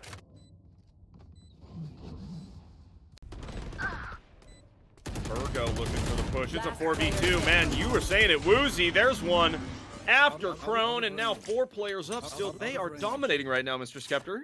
Yeah, man, we were talking about the advantages that Haven attacking side brings, and SLP are a well put together machine when it comes to these attacking sides. The team play and synergy from the utility that we've been seeing has been marvelous play. I mean, Tija and Crone aren't leaving kills for the rest of them, is what it's feeling like, Thunder. Yep. Yeah, you're right. They're really just kind of scooping everything up off the map. And right now, at a 7-1 advantage for this, you know, we mentioned that this is an attacking side map, right? So I think that Egan has definitely got a chance when we switch the half. But sizable lead right here. Sizable lead. And when you're running out there with a stinger, it don't feel good. Yeah, no, certainly does not feel good. And SLP right back onto this C site. Spike going to be planted now. And it's, I mean, the bodies are dropping too fast to even comment, Thunder. 4v2 now. And Virgo, oof. That's a naughty little one with the stinger. Gonna hang out in here, but it is just the Sage and the Jet left alive as Virgo will find a nice and cute spot to hide. Gonu gonna peek with that Marshall. But this spike is down. It's a 2v3, and Gonu Doesn't have the fastest weapon on the planet. Yeah, that Marshall, unless you find that headshot, will not be that one-shot kill. So, Last player standing. Oof. and there it is. And Taija and the crew, they escape. Do they get out of Dodge fast enough? Yes, they do. 3 players remain alive here at the end of this one. 8-1, Skeptor. Yeah, man, 8-1. SLP, man, wherever they're going, they're finding success right now. You know, that's and this is what I was trying to say. And you know, it is so hard to have a solid defensive setup across this map. It really comes down to sacking one site, I feel like, and playing hard defense on two. You know, if you want to pick the Skeptor's strategic brain for a second, you got to play a retake on one of these sites because it is just too much to guard all 3 sites for these defenders. Attackers will eventually find the weak spot and break it open. And Gonu doing nicely here, Spike taking out down 2 here, A. Thunder. Big start for Egan. A massive start for Egan as they are down. They're not, I mean, there's a lot of Valorant left to play, but I wouldn't say they're down bad. They're down pretty bad, relatively bad in the grand scheme of things. 5v3. Now, they would love to take this round off of St. Louis Park. Ace. Ooh, Edub's going to take one. That's a big shot on Taija, and now 2v5. Yeah, now 2v5. St. Louis Park down One numbers. enemy remaining. Flawless. And gonna go down. Ginsburg with the 2K and a big turning round. Finally, Egan finding some success, and it's off the back of Gonu. Big 2 kills to start out the round. Ginsburg gonna shut out the show with 2 for himself. And now Egan, if they want to close out and start to make this half a little bit tighter, they gotta start finding these last 2 rounds here, Thunder. I mean, you gotta get at least an 8-4, I'd say. Yeah. Yeah, absolutely. You have got to take a couple more rounds off of the St. Louis Park squad because they're going crazy out there, Skeptor. They're looking absolutely just dialed in on the maps. And so, can't complain about what they're doing. Can't complain about how they're doing things. And so, I think this is a good timeout for St. Louis Park to kind of maybe even ice Egan just a little bit. Yeah. I mean, you think about it, right? SLP is normally a team that brings strategics. So far, it has been a lot of fast hits, just putting the pressure on this defense. So why not even switch up the tempo, slow it down, give them that slow burn feel? I mean, you could take it either way. Definitely expect a heavy attack coming out of this St. Louis Park timeout, though. 3 ultimates available. You have the Omen able to teleport around, switch up where the attack is coming from. So I definitely think Egan have to be on their toes on this defensive round coming up, Thunder. Teleport's ready. Yeah, they do. That's not They ready. do. They have got to pull out a few really solid plays Teleport's here ready. before the end of the half. Round 11 approaching here. Everyone. The defense is spread. The offense looking for this C push, garage, They and found my B trap. long. Yep. And here we go. Nice pressure coming out. Good shot from Ace, and Edubs teams up for another as well. 3v3 already here, Thunder. Could go either way on this round. Spike planted. Yeah, really could. Egan putting up their dukes here and really trying to make something special happen. Will they do it? Ginsburg. Got that glitch pop vandal. Love to see that. Last player standing. Oh boy, Wow. attackers call it a dub. Odom and Woozy will finish it. I mean, I Last say into round the in meat the grinder in situations like that. My goodness, the crossfires were in, and SLP put it down on that round, up 9-2, and now looking for a potential 10-2 half here, Thunder. They are so dead. Yeah, they would love to see it. Look at that. Big ulti coming out for Woozy. The Tour de Force. Nice, fast sniper rifle in. You earn it instead of paying for it. So, last round in the half. Let's get after it, everyone. Woozy gonna look for the opening frag with that sniper and almost gets it. Wow, that crosshair was right on, but it seems like it just moved there at the end. Yeah, he moved. He took a Ouch. step. That is gonna make those chamber sniper shots, or 2 to 4 shots rather, go sideways, in which we saw there. SLP down a man, All set. and that man happens to be Crone. So a key pivotal playmaker for this SLP squad, and now approaching the A site quickly. Yep. SLP, they go in, one player down. Oh, Odom almost getting caught with the util out, but, oh, we'll get a heady through just a slippery little spot right there. SLP up 2v2. Ginsburg gonna blind everybody. Never mind, frag grenade. Now he'll blind everybody. Pushing out. One enemy remaining. Big shot. Boom! And plenty of time. Plenty of time indeed. Solid work coming out. The 9-3 is in, and if the curse has any reality, Egan looking to use the last of the juices on that Switching sides. today. Looking to turn it around. They are now approaching the attacking side, so definitely the better of the two halves for this map specifically. Interested to see how St. Louis Park will opt to defend here. If they can come out with a pistol, though, this could be an early close, right? This is just a pistol round that this Egan attacking squad must win, Thunder. Yeah, they really, really must. Because, you know, if you drop a pistol round and then you drop two, all of a sudden this thing is 11-3, and that is a nasty, nasty scoreline to be staring down. So, I imagine that we're going to see this Egan squad come out pretty quick here and try to take a couple of rounds off this St. Louis Park team. As we get into it here, Crone approaching with that ghost has been lethal with that thing. And now, waiting. Does Crone dash after activating right here? May go ahead and do it right at the end. No, does not. Doesn't want to give away position and sees the chamber. Big headshot there. Nastiness. And doesn't lose a bit of health. Yeah, I mean, that's Crone doing Crone things, right? Doing plays that you would not expect, pushing something that you would not expect. He's always keeping his opponents guessing, and that's a real threat when he's on the server. I mean, now look, you know, Egan's on attack here, Thunder, and now they're posted. They think they're getting pushed. You know, this is a full default spread on the pistol round where they're supposed to be pushing and having the advantage, and I really am starting to wonder how they're going to try to play out the rest of this pistol round. Certainly. Sky out there doing some work on the heels. Crone just gets peppered a touch. But yeah, defenders are looking really fantastic right now, and Egan trying to figure out what type of slow push is going to work. 0 Point going to go out and find out Odom. He knows now, knows that that breach is back there. So Ginsburg going to back off here. Has the spike too, taking it to A. 20 seconds left, and Egan going to pick the right site here. Crone has rotated off, and it seems as though SLP opting for a retake in this scenario, and a nice wall coming out. That's surely going to stuff this retake. Ginsburg with the plant.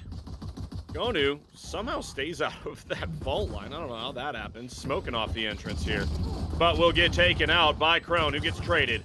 3v3, 3v2 now, as SLP have 2 left standing. Ginsburg, great stuff with that frenzy. Good Egan. trades coming out from Egan, man. That's a big round for them to come out on top of. Dropping a man early, rotating around, trying to pick the open site, and then a clutch final rotation back to that A site, Thunder. And that wall from Virgo was huge. Big round for Egan.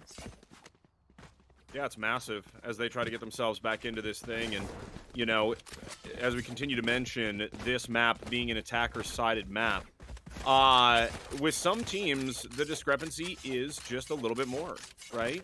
And when you get into these maps, you're seeing that Egan, they have exactly what it takes to come back from pretty serious deficit. As we get into this, it'll be round number 14.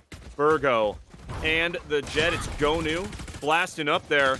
Got a little 360 out of the Jet. Ooh, spiciness. And we'll get a 2-piece here, Taija and Spaceman. And now on that reset, on those classics and pistols, SLP gonna go, I mean, almost certainly down here in this round. Very good setup for this Egan squad, and they have a flank coming in too from E-dubs if they so choose. There it is. One enemy remaining. Blind as a bat. And gets TP'd on. Ow! Brutal stuff out of E-dubs, and it's a dub for Egan. There you go.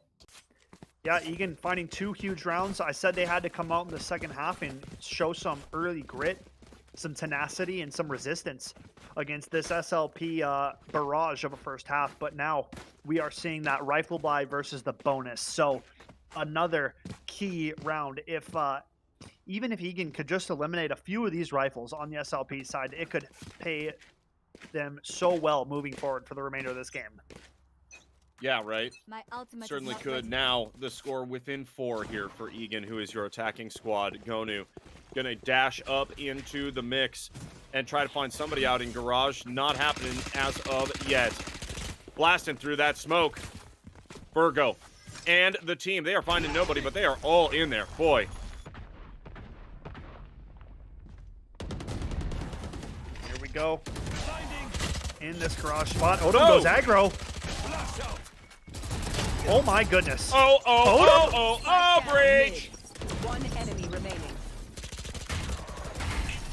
I mean, that was nutso from Odom. 2 quick Yep. pop flashes, picks up a 3K from the garage spot, and just like that, SLP are on double digits. Man, give it up to Odom for a fantastic round and some seriously sneaky work. Yeah, really big flashes, and just like that, Odom has catapulted himself into that top frag spot at 17, so really having a great game on that breach right now on Haven. Teleport's ready. 5-10, the scoreline. Heading into round numero 16. Woozy waiting on the mid. Very, very cool. Origin Vandal there. Gets the shot and gets out. Nice, nice reflexes out of Woozy. And you've got one player down for Gun Egan. here. Yeah, Woozy gonna put him up early. Takes a little bit of HP for his troubles, but SLP with that man advantage now certainly have to set up nicely now on this defensive side as the B attack seems to be approaching. Ginsburg with the pop flash for garage.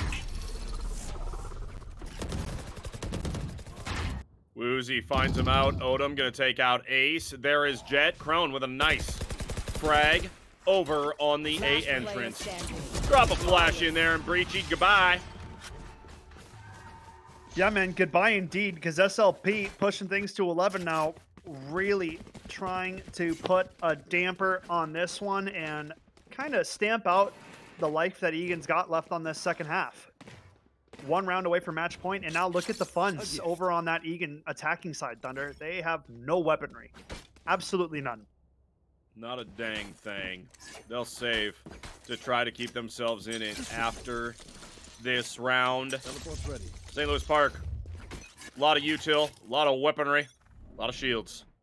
Definitely have the advantage here. Getting after it, Woozy up here in the garage. Little jiggle peek. Who's there? Nobody. Because the push is going C main. Everybody pushing down here. Yeah, Big opener for Gonu. entry for Gonu. I mean, you saw it, that wasting no time, dashing on a site, jumping up top, and picking up the kill onto Spaceman. And now SLP forcing a hard retake scenario. Big ulti for that breach. 4v4 now as Crone will take out Gonu. Ginsburg and E-dubs. Boom, enemy big trades remaining. going down, and now enemy it's remaining. Taija last alive. Uh-oh, 1v1 here. Hawk out. 1v1, throws the blind.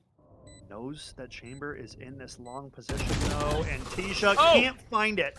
Huge round for Ace, and what a clutch on the Chamber. Yeah, it really is. Patience, patience, patience is key, and the Jet opts to go, instead of for the fake defuse, goes for the push. And guess what? Chamber's ready. Not getting caught with that util out. Weapons out front. Chamber gets around for Egan. And now Egan have 5 ultimates on the board, Thunder. I mean, I need to see at least 2 of these be used in this round. Maybe a KO and a Chamber, right? Team that up. You have that nice pushing with your initiator, and you got the follow-up, that Overwatch with the Tour de Force. We'll have to see. Egan on the run early, though, towards this A site. What a shot from Ginsburg. Shuts down Crone. That's a big one to find for this Egan squad. Sure is. As the push goes towards A, Gonu with a high angle and waiting. Taija has that ulti out. Could go ahead and pop those Seekers if so choosing. Oh, wow, an unbelievable Strike headshot. down A. Takes damage, but man, not so You will bad for not this kill Sky. my allies. But the res coming out, so getting the first ultimate out of that Egan side. Hawk out. Now waiting to see what these attackers are going to do. Still huddled up and waiting, and it seems as though they're coming back to this A site, Thunder. Sure do. That KO ulti comes out, gonna suppress everybody on the site. Nastiness. As St. Louis Park players continue to drop 5v2 now for Egan. Spike planted. 5v2. Woozy has this operator out. Going to be thinking about the save from the get-go here. Spaceman doing the same. Trying to get one to go. We'll see if he can do so.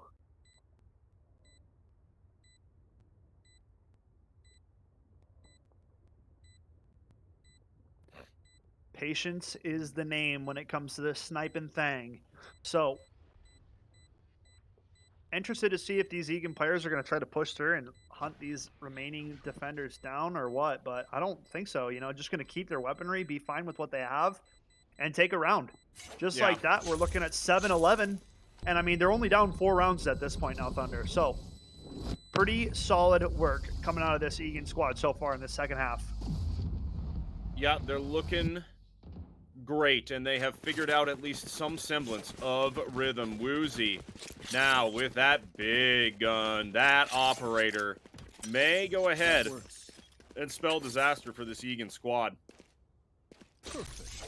Yeah, and here we go. 3 ultis available now compared to the 2 on the side of SLP, the Seekers and that Blade Storm.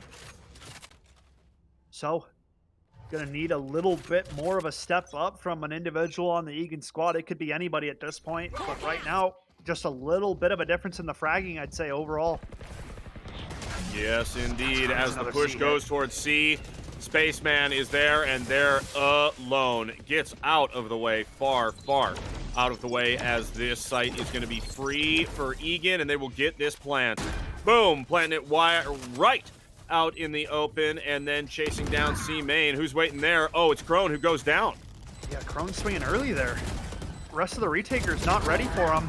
And big shots from E-Dub and Gonu. 3v2. Oh, Spaceman with the 3K.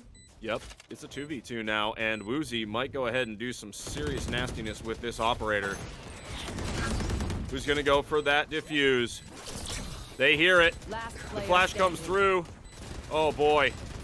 I don't think enough util to make anything happen there, and we'll leave with the 4,700 credit weapon, the Reaver Operator.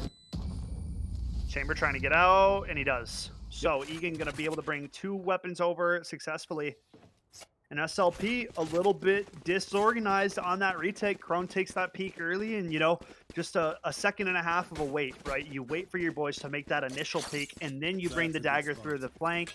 I mean, that's the way it's supposed to go. SLP not patient enough, and now Egan with a serious chance of closing this scoreline. I mean, SLP are on a full reset if they lose this round here, Thunder, and they're looking at an eco. Who will I spot first? So we'll have to see. SLP, Woozy back over towards this A site with the operator. Can he find an opening pick? Oh. Nothing doing, and loses 10 HP on it. That is brutal if you are Woozy, really trying to make something happen with that operator these past 2 rounds. 8-11 is the score line as this thing has tightened up, folks.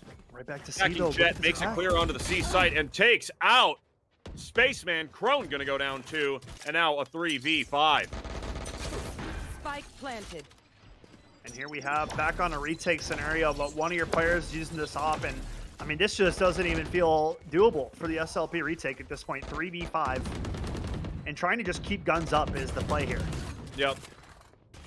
Yeah, really, that is the ultimate goal here, but I gotta say, Woozy, I mean, maybe Woozy will prove me wrong, but really has not been able to find much in the way of productivity with that operator, and I wonder if that isn't maybe some money that could be better spent. Woozy gonna use the pistol for a kill. That's huge, and now Odom and this Chamber are last ones up.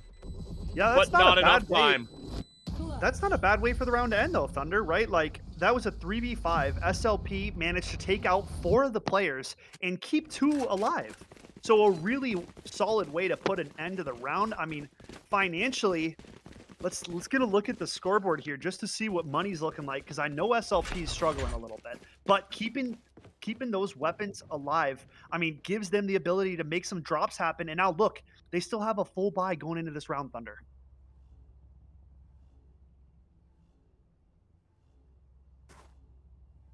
So, interested to see how it's going to go down. Shots coming out and Crone creeping up towards A long very early. And Egan immediately pulling the attack back and rethinking their approach, looking towards this garage position.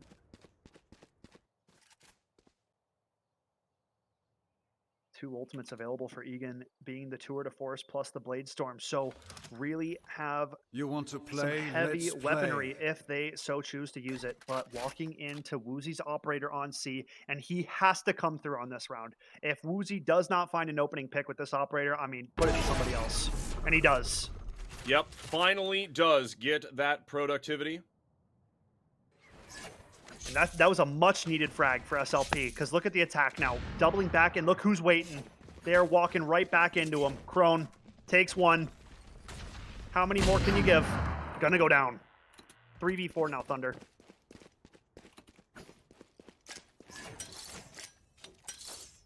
Thirty seconds left. And here we go. Woozy playing this heaven position. Egan doubling back towards Bravo. Spaceman, the only defender. Oh, he's in garage. So nobody home on the B site. SLP thinking it was going to be an outside hit, and it's Egan who sneaked through the middle. The flashes are in. SLP on the retake. Goes down. 3v3. Spaceman makes it a 2v2. E-Dubs goes down. No, it's Egan who dropped SLP, and now we are at 11-10 Thunder. This is madness coming out from this Egan Valorant team. Yes, indeed, it is. And now they are about to tie this thing up. What an unbelievable performance out of Egan and this squad. They've done fantastic work. They dropped a bunch of rounds in that first half, but now they're making it all back up. And boy, they may go ahead and solidify their spot at state right here. Or who knows, we may be heading to overtime, and this game may not be even near over. Very true. Could go either way. I mean, 4 judges on the side of SLP on this save, half buy, light buy. I don't know what you want to call it, but it looks to be an A rush coming out from Egan, and they are going to meet this judge up close and personal. Yes, they are. Crone waiting there with the shot. He gets one, and it's the spike.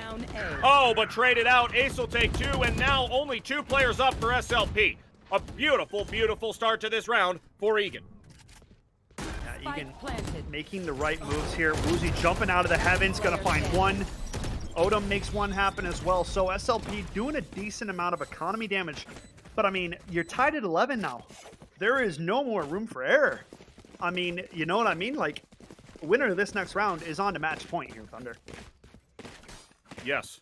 So, I mean, 11-11, the score line. It does not get much tighter than that unless you head things into overtime. Egan with quite a run here in the second half, and Skeptor, I think they are looking really pretty unstoppable right now. Yeah, I mean, SLP have been down and out for a little bit now. Could turn it around with one good round, but so far it just seems like Egan has had the read on these rotations. Back and forth between A and C, and now another C rush, and SLP haven't successfully retaken C one of these times. And here we go, 5v5 retake. Egan fully locked and loaded. Solid plant right there as Ginsberg gonna throw that grenade in towards Garage to try and fend off this defending squad. Crone, that is a big, big kill. Ooh, but Spaceman goes down. Egan, there's only one left up, and Egan might set this up on match point here. Oh, wait. Odom not able to do it. It's 12-11. And just like that, Egan sneak it to match point first. Match point. And SLP, I mean, let's look at the finances. Not looking good. 2 rifles, an SMG, a Blade Storm potentially, right? Like, this is heavily in the favor of the Egan attacking side at this point, Thunder. Yep. SLP not able to find the rounds that they needed to find. And I mean, you know, what do you credit it to? that would have to come back and be a talking point at a different time. But so far, I mean, you got to give credit to this Egan attacking team, man. They have completely turned this one around, coming into this second half down 9-3, and now only one round away from closing out. Or can SLP pull out the last round heroics and push this thing to overtime? Yep. They're taking a timeout to make a plan. These defenders, how will they set up and how will they get themselves ready for match point? Do they have what it takes to push it to overtime? We shall see, Mr. Skeptor. Yeah, that's the big question. I mean, they do have ultimate advantage on the SLP side, so it surely should be taking advantage of that. You know, whether it's popping an Omen ultimate early to find out where the attack's coming from, but look at Egan. 5 players strong towards this C site. I mean, they know what's been working. Why switch it? Yeah, exactly, and they've got a ton of weaponry. Look at this. Crone gonna go with the Spectre instead of that shotgun, even though he has the Blade Storm. 5 on 5 as this attack is gonna switch up. And, ooh boy, trades right away. 4 players still up in this round number 24. Blasting away, you can hear it with that Odin as Crone is waiting for a flanker. Ace gonna take one out. This attacking squad might end it here. 4v3. Yeah, but Egan finally switching it up, not committing to this push. Pulling the reins back and now back towards their spawn position. The tour de force coming out for this chamber now as he's going to peek onto the B site through window. And now it's Egan just playing the waiting game. Ball's in their court. They've got a man advantage, and now they're coming back to the A site. But SLP are on this read. It's going to be a very interesting round. It is going to be a very it's a interesting... rotate. It's a rotate. They got the res. That might wow. be it, Thunder. That might be it. SLP realized that it's a pullback, but they double all the way back to pick up the orb for Sage to get a potential res. And it's a full rotation. This is madness right now, Thunder. 12-11. Could go either way. Left. Certainly could, as Woozy. 3 players for St. Louis Park over towards the C site. Crone with a big frag, now 3v3. Do they have what it takes? Oh boy, 2v3 now. 2v1.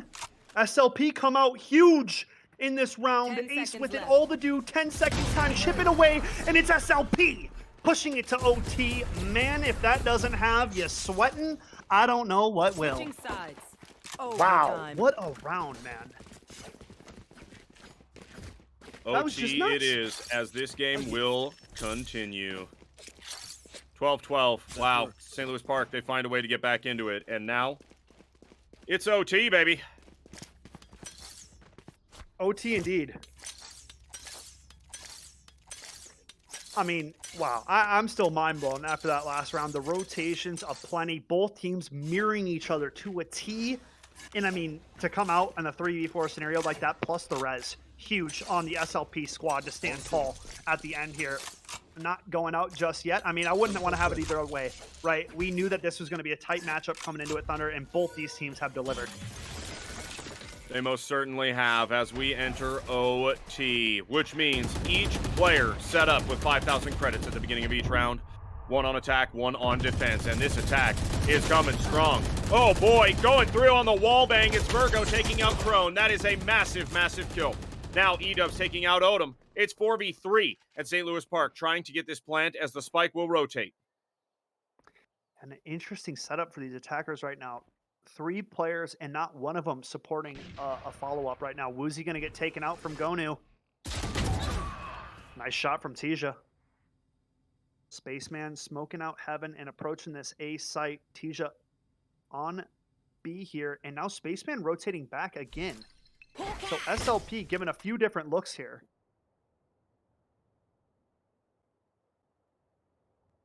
Now Tija creeping over towards the C site. I mean, what is in store? Spaceman, alone with Spike in mid Thunder, has to find a way to get past these defenders, but I don't think it's going to happen. Last player standing. Spike There it is. down mid. Oh wee. And defenders will take round number 1. It is Egan. And now, all they got to do is win on that opposing side, and they've played offense like champs. There, Mr. Skeptor. Yeah. I mean, that attacking side is really what kept them in this, and now here SLP has to put up that wall. Otherwise, game comes to a close in the first overtime. Egan with a golden opportunity to close out in this second game of the night. Let's see. They're looking towards A, it seems, at the start here. SLP defending over towards C, but Krone's got an op. Yep. Yes, indeed, certainly does. Waiting for that peak. Finds one, a beautiful shot out of Krone. Someone who really, really deserves to have that operator in hand. It is good, solid stuff, and gets an opening frag. This attacking squad now down a player, 5v4. Do they continue the push towards A? It looks like it, going through sewers. But a lot of util being used right now.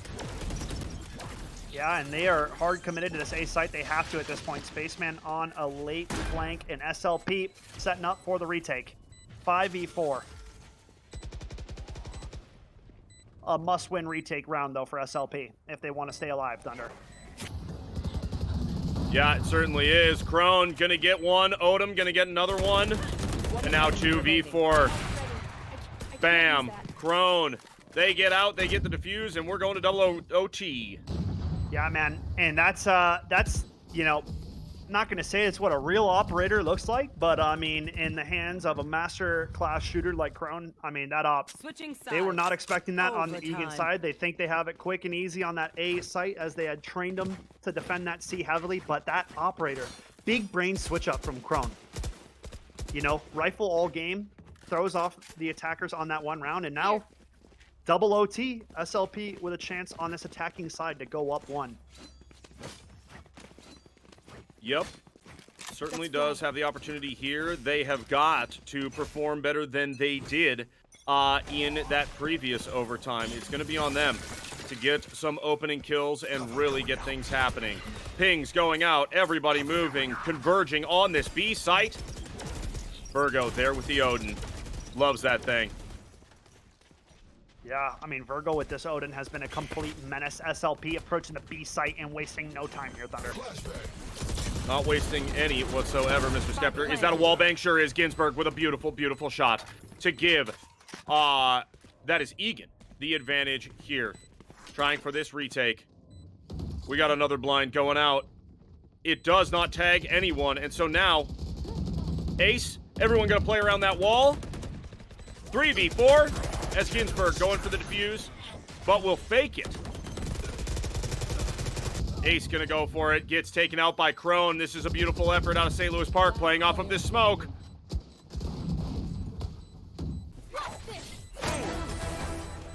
And it's Krone with the ace! Whee! Absolute madness, Thunder. I was muted, but I was going crazy. I mean, I wish you could have heard me through the smoke on 3 or 4 of those kills. I mean, you can't make it up. Krone after the 3K with the op coming massive on the attacking round. Double OT SLP up 14-13, man. What a game we are having here, Thunder. Yeah, it's pretty unbelievable. And now, what does Egan have to answer and get this thing going to yet another overtime, right? Can they make it happen right here?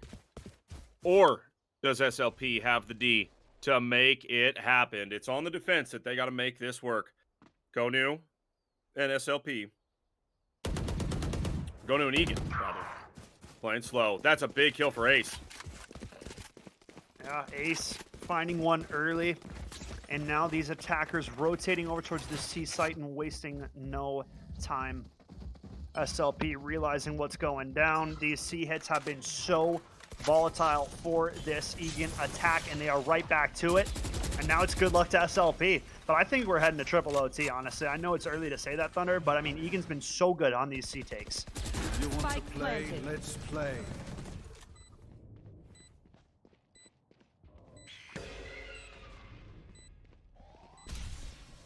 Here we go.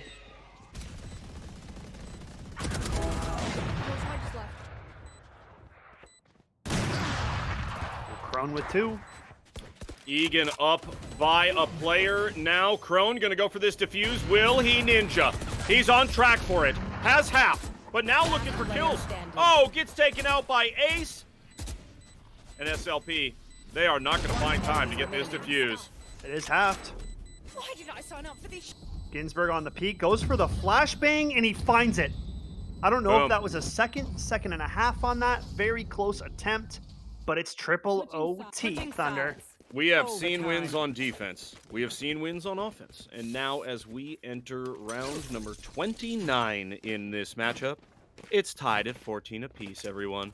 Teleport's ready. I'm too Man, far. I mean, these teams got me sweating over here, Thunder, and we're not even playing. Like, this is bonkers stuff that we're seeing right now. Exceptional play coming out of both of these teams, and both teams having to adapt their strategies That's a to good react to spot. what these teams are doing. I mean, this is huge. Yes, indeed. Attack now for St. Louis Park. Util coming out. Ace going to try to hold him off just a little bit. And waiting for a nice little slow peek. Who gets the headshot? Is it Crone? Is it Ace? Ace will take that fault line to the face, and that's not a fun one. Oh, almost takes out the opposing chamber. Got a good TP out from Woozy. Crone will snake in the back line and Spike take him planted. out. And now another 5-on-4 retake. I mean, we've been seeing this all game long, it feels like, the 5-on-4 retakes. But 2 flankers for Egan.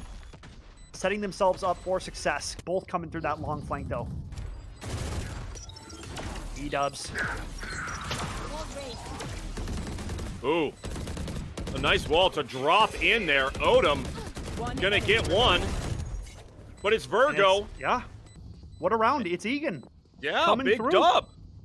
A retake round, nonetheless. I mean, a big drop down wall coming out. That double flank through the long was the difference maker in that play. I mean, huge on Switching the Omen and sides. Gonu to go Match through that point. long flank. E-dubs and Gonu getting the job done for Egan in triple OT here. Yes, indeed. Does Egan have what it takes to win this attacking round and finish it off, or are we going beyond? Here we are, round number 30 in this matchup. Round number 30.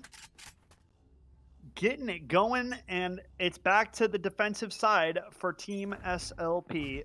Virgo with that Odin. Just sitting and waiting in this window spot. Crone creeping up through mid. It doesn't even matter if it's triple OT, but he's going to run into the Odin, and he finds it. What a shot on Crone, man. Putting Virgo down right there. I mean, that's not a winnable fight for Crone. He should be losing that one, right? Like, Yeah. the Odin, But too, that is anticipates it. nutso. Yeah. Anticipates it, right? Great stuff. Woozy with the operator. If he could cash out another one, this could pay. I mean, this could pave the way to OT number 4 if he finds another one here for SLP. E-dub's thinking about it. And it looks like a quick hit to this B site. Ooh, Crone spotted him. Oh, There it is. a nasty headshot for the Jet, and now all of a sudden it's a 3v5 skep. And now Egan, I mean, halted again on the attack here, Thunder. They're all waiting out towards this B site, and Crone is on the flank. Third, One enemy remaining. a fourth. Teleport's ready.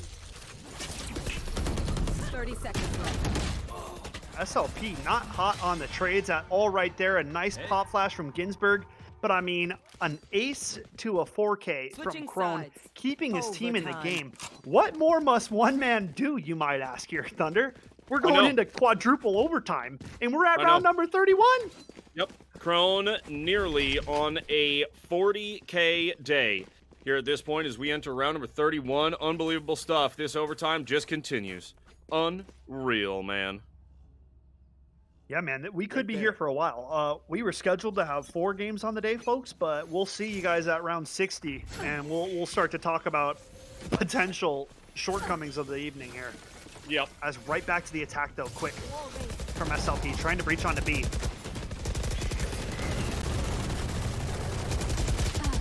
Oof. Oh, big shot from Tristan. Deja. Yeah.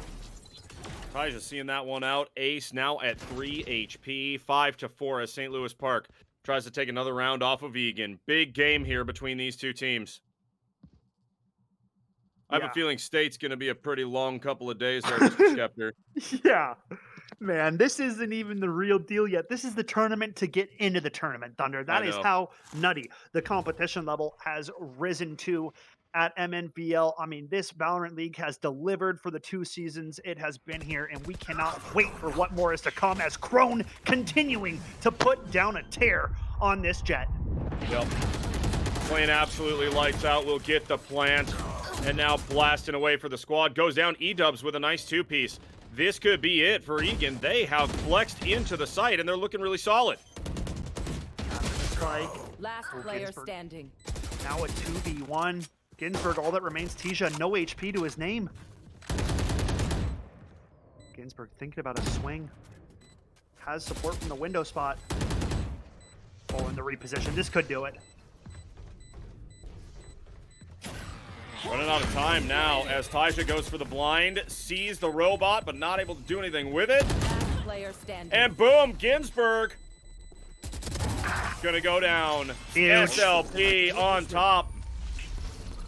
Absolutely massive, these rounds, folks. It is Switching coming sides. down to the wire, Match point. round after round between these two squads. I mean, 21 assists for my man Ginsburg. What in tarnation?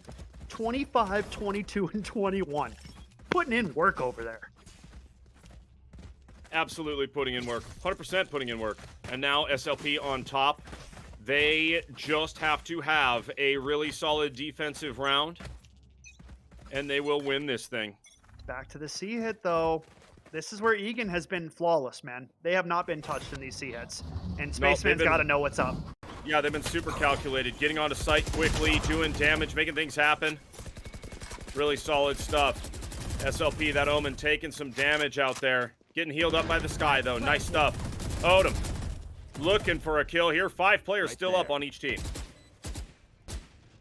And getting ready. Crone on the long flank. Gonna have to take out Ginsburg. Big 1v1 over there. Blinded. Oh, Last player standing. they get blinded right back in St. Louis Park. They're dropping like flies.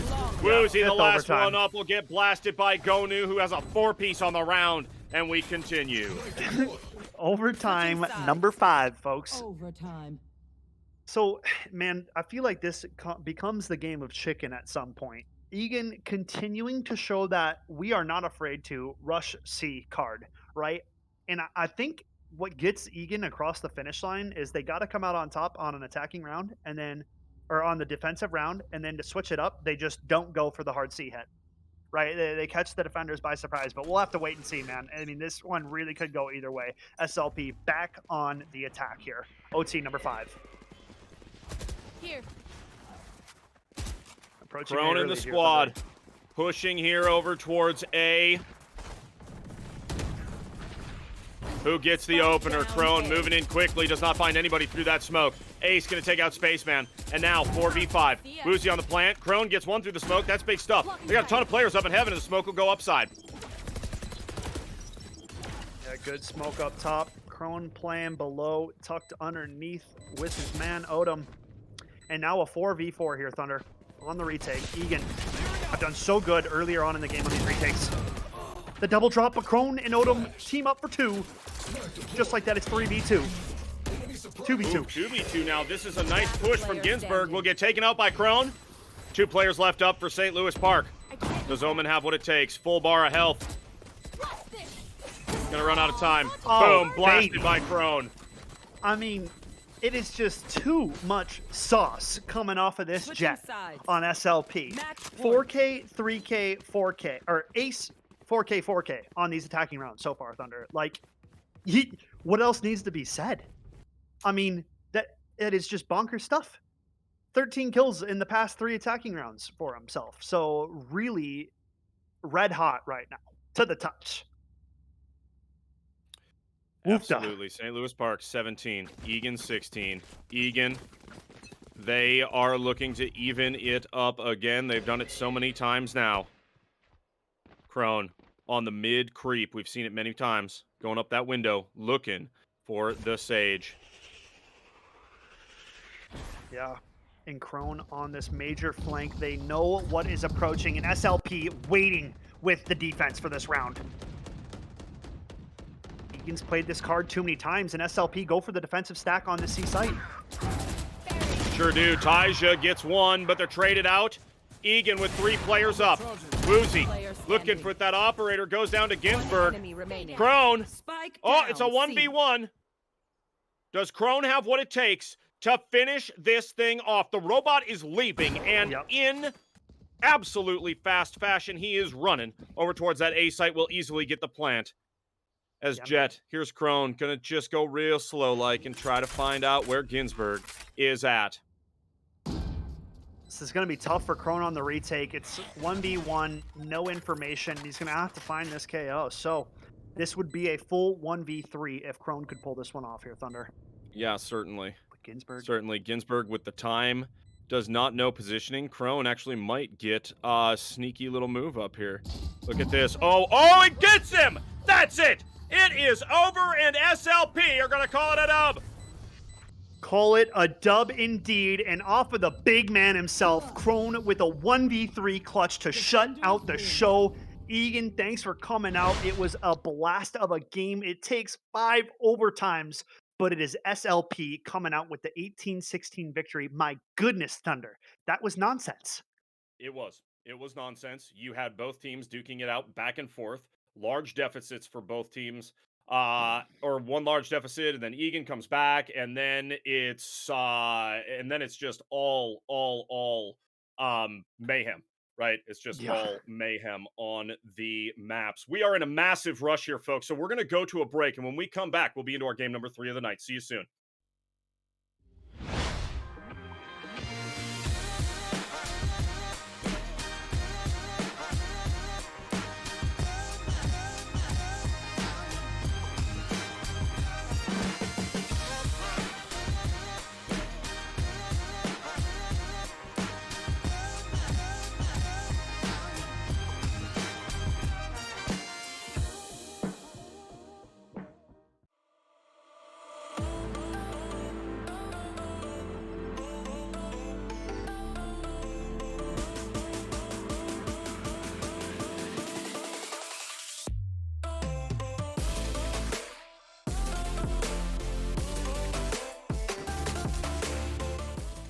The ulti. They decide though.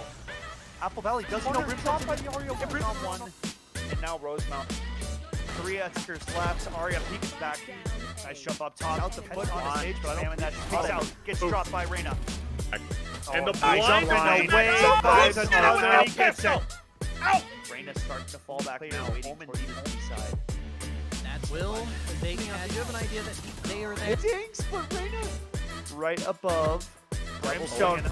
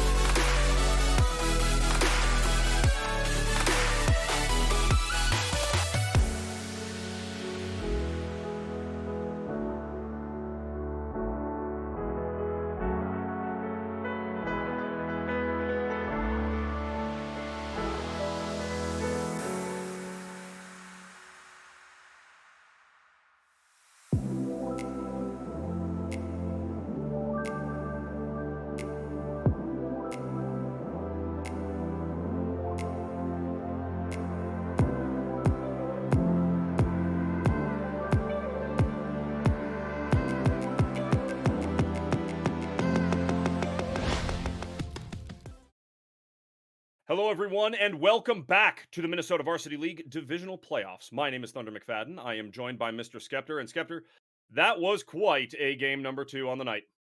I mean, yeah, I don't think anybody had that one listed in the script that we were checking over before the stream started, Thunder. So that one definitely threw us for a loop. I mean, 35, 36 total rounds. That was absolute madness coming out of SLP and Egan. What a performance. Yep. Yeah, absolutely crazy. But SLP, as you said, coming out with that dub and Crone. What a play. What an absolute play there at the end. Masterful stuff. And they come out with the big win. And now, as we move on, we are going to see Minnetonka taking on Rosemount here, Mr. Skeptor. Can't wait to get into it. Yeah, this is a big game. This is coming from that same group that we were just showcasing, that match between SLP and Egan. So I believe the winner of this match will be taking on SLP in the finals for that group. If I'm not wrong, I hope I'm not wrong. But we'll have to get to that when we get to it. I mean, Minnetonka's coming into this one, though, Thunder, as a heavy favorite. I must say, I don't think they have dropped a game through the regular season. I believe they're coming into this at 6-0, and they have been a very stout team throughout both of our Valorant seasons. Yes, they very much have been. So, which team will come out on top here? We are yet to see. Everyone, if you have not already done it, make sure you type in hashtag GoTwins into the chat. As a proud sponsor of MNVL, your Minnesota Twins would love to see you at Target Field. That's why during every single live stream, we will be giving away a set of tickets, 4 tickets that is, to a future game at Target Field. Some of those restrictions do apply, okay? Type in hashtag GoTwins into the chat to get yourself registered, and we announce the winner at the end of the stream. Super exciting stuff, and we thank Minnesota Twins for their partnership. Oh, yeah. So, excited here, Skeptor. We've had some great games so far on the stream, and I expect nothing less as we are getting into Agent Select here. Yeah, getting right into it. We are going to figure out the map as soon as we get it showcased here, but excited to see what these squads are going to be bringing. We head to Split. Now, this is one that doesn't get showcased too often on the MNVL streams either, just simply due to how often I think this map is getting banned, Thunder. Yeah, I think it does get banned a lot. A lot of teams just really don't like it, and a lot of players really don't like it. It's tough. So it is an interesting map pick, and I'm excited to see it. I am. I think we've got a lot of very good util on both sides here. And a really different strategy, it seems.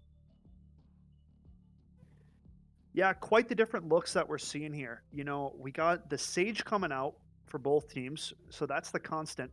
But looking at the potential breach for the side of Minnetonka, whereas the Rosemount team is opting for the KO/Sky. So, surely going to be an interesting one.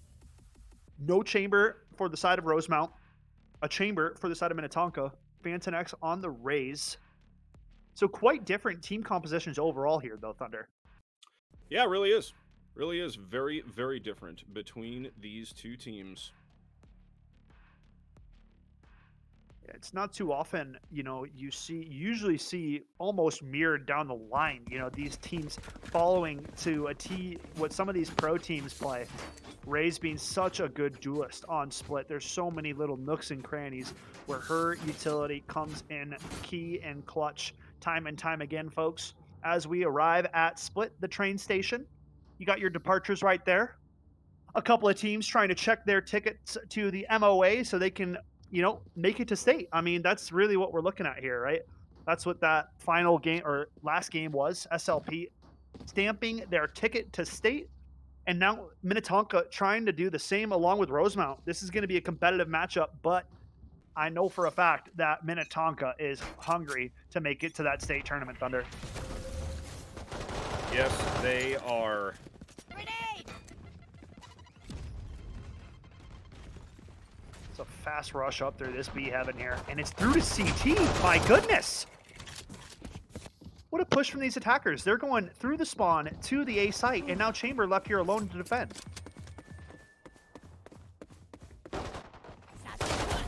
Indeed, a big kill there for Jumbo Mumbo. And now 2v4, but the plant seems will go down here for Bowsy. Last player standing. Yeah, can he get any more, though? That's the real question. Takes out one. but in the end, Minnetonka gonna get that defuse. And Jumbo My Mumbo repping the new knife there. Check that thing out. Cool one. I like it. I like it. I like it. 1 zip here from Minnetonka. Playing very, very solid on split. Yeah, good pistol round. An interesting strategy coming out from the attackers, going through that spawn like that. It gave the defenders actually time to regroup and approach the retake together. So in the end, it ended up paying benefits for the side of Minnetonka. But look at this. A full force buy coming out of the attackers. First time today in the 3 games we've seen a full force buy coming out after losing the pistol round. Yes, indeed. As the push comes up towards the mid, it looks like Fantanex going to send that boombot out and see if he can't find somebody through that smoke. And the attack getting put to an early halt as they camp out towards bottom mid. No real rotations or flanks going down from these defenders. Really just doing a good job of holding their ground and waiting for these attackers to make a decision. Schmoogler going to get tagged up a little bit. But still not sold on where they want to commit on this attack here, Thunder. Yep, not sold at all. They do have plenty of time, though, as Waffle going to push up towards this mid. That wall goes up. That's a nice one. And they hear it being broken. Ooh. A big opener. I mean, away onto the site, and that's exactly what the Rosemount team needed. Got him. 1 enemy now. remaining. Spike down B.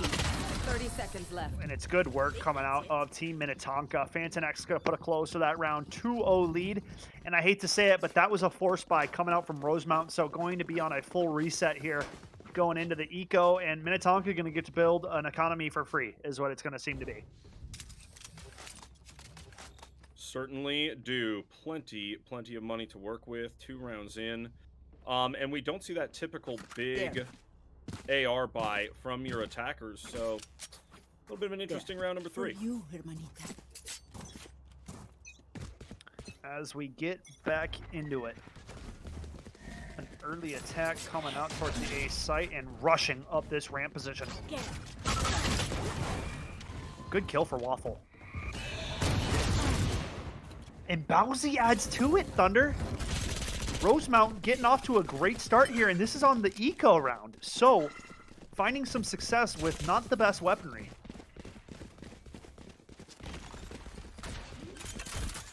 Spike plant going down now. Light planted. Reyna, Waffle creeping up towards elbow. Bowsy puts the wall down. A nice little position here. Not going to be able to find the headshot, though. Here.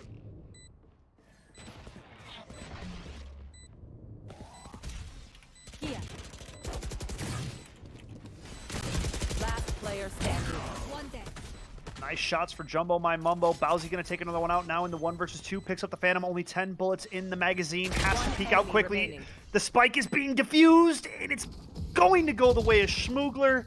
Doesn't get back to it in time, and it's a 3-0 start for Minnetonka. Man, that round got really close there for a second, but Rosemount not doing enough. Bowsy at 6-3, leading the charge for this attacking Rosemount team, but still no rounds yet to their name. Indeed.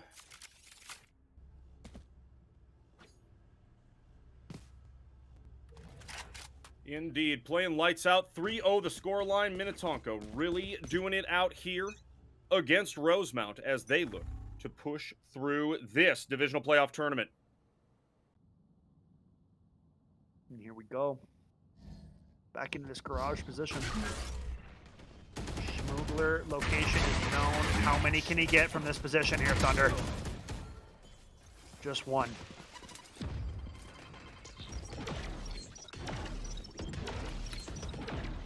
And the attack getting put on hold here. Lots of waiting for this Rosemount attack. Not necessarily wanting to push out or take Weapon here. those aggressive engagements, but still just hanging out in this garage position. And Minnetonka okay with that. They haven't moved either. They're just parking it at Bravo and they're waiting for something to be said. And finally, Rosemount gonna fall back. Rethink the plan of attack here and approaching mid rapidly. Fantonex at this heaven spot. The wall comes out, and it's the attackers making a break for ropes to the A spot. So the 30 defenders now seconds having to long rotate.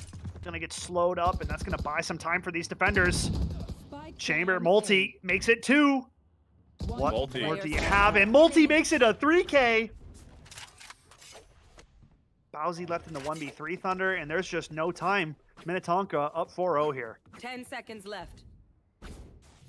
Yes, indeed. A res coming in here for Rosemount. Maybe a bait res if anybody's looking, but no, everybody is over towards that A site. Everything's split up here. Bowsy, peeking. Not finding anything, though, because everyone from Minnetonka is clear over towards A site.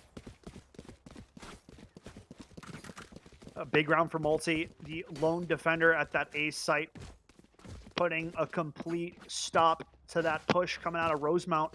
And I mean, a few different good looks coming out of this team, but so far, no success and There. nothing on the scoreboard just yet for Rosemount. Ultimate advantage in favor of Minnetonka here. Tour de Force and the Breach Ultimate available.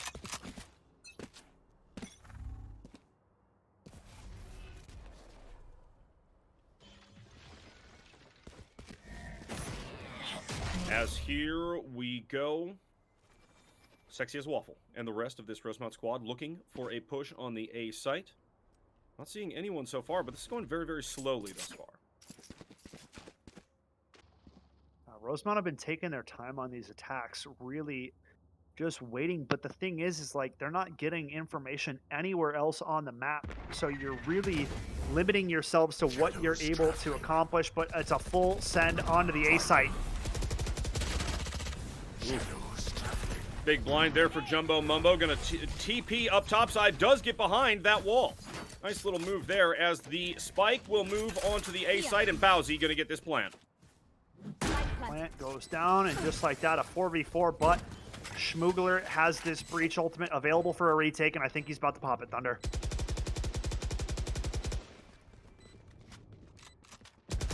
Getting ready. There it is. Oof. Sheriff goes down. Everyone from Rosemount except for the KO, and now there you have it. Schmoogler gonna get a defuse, and Minnetonka will take round number 5. Yeah, Minnetonka is cruising right now. Just setting up, biding their time, and then popping that Breach Ultimate and getting the job done. That was really good work coming out of that Minnetonka team on that retake. I mean, I got to see a little bit of a switch up, right? Throw a fake, have a couple people towards the other site. I mean, this Rosemount attack so far has gotten stuffed on each and every one of their initial pushes. So that's when it's time to, you know, break out the strat book. You got to switch it up.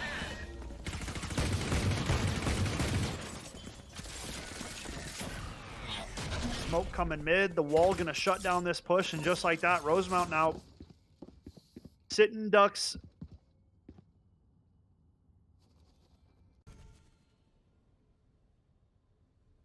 Fantonex waiting up here in vents. The Boombot will go out once again. Is going to get destroyed almost right away. Now they know exactly where this Raze is hiding.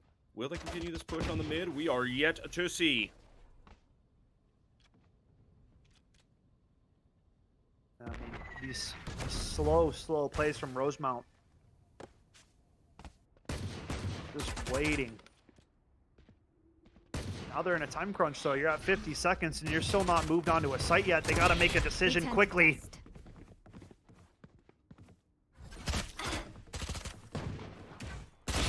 Waffle's going to go down.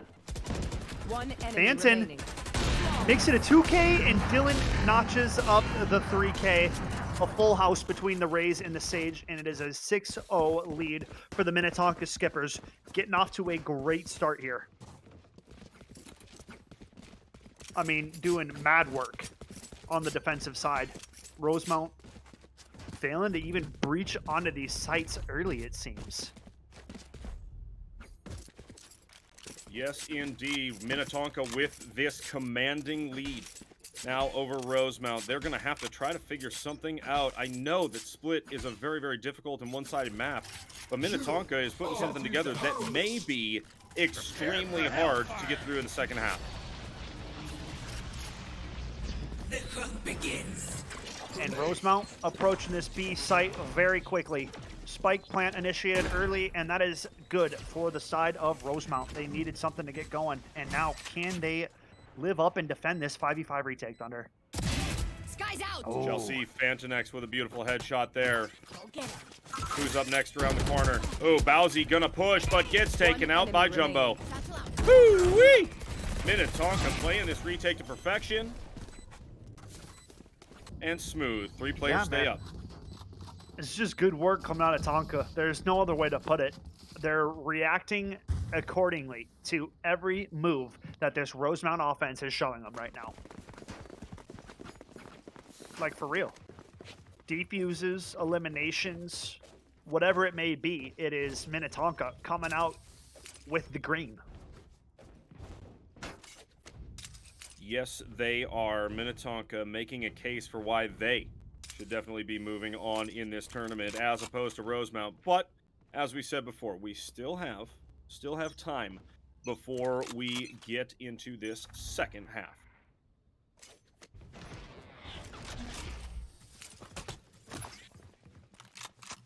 Banton waiting up towards top ramp position, has some utility for his troubles. Bomb buddy out. I'm gonna go for the boom bot.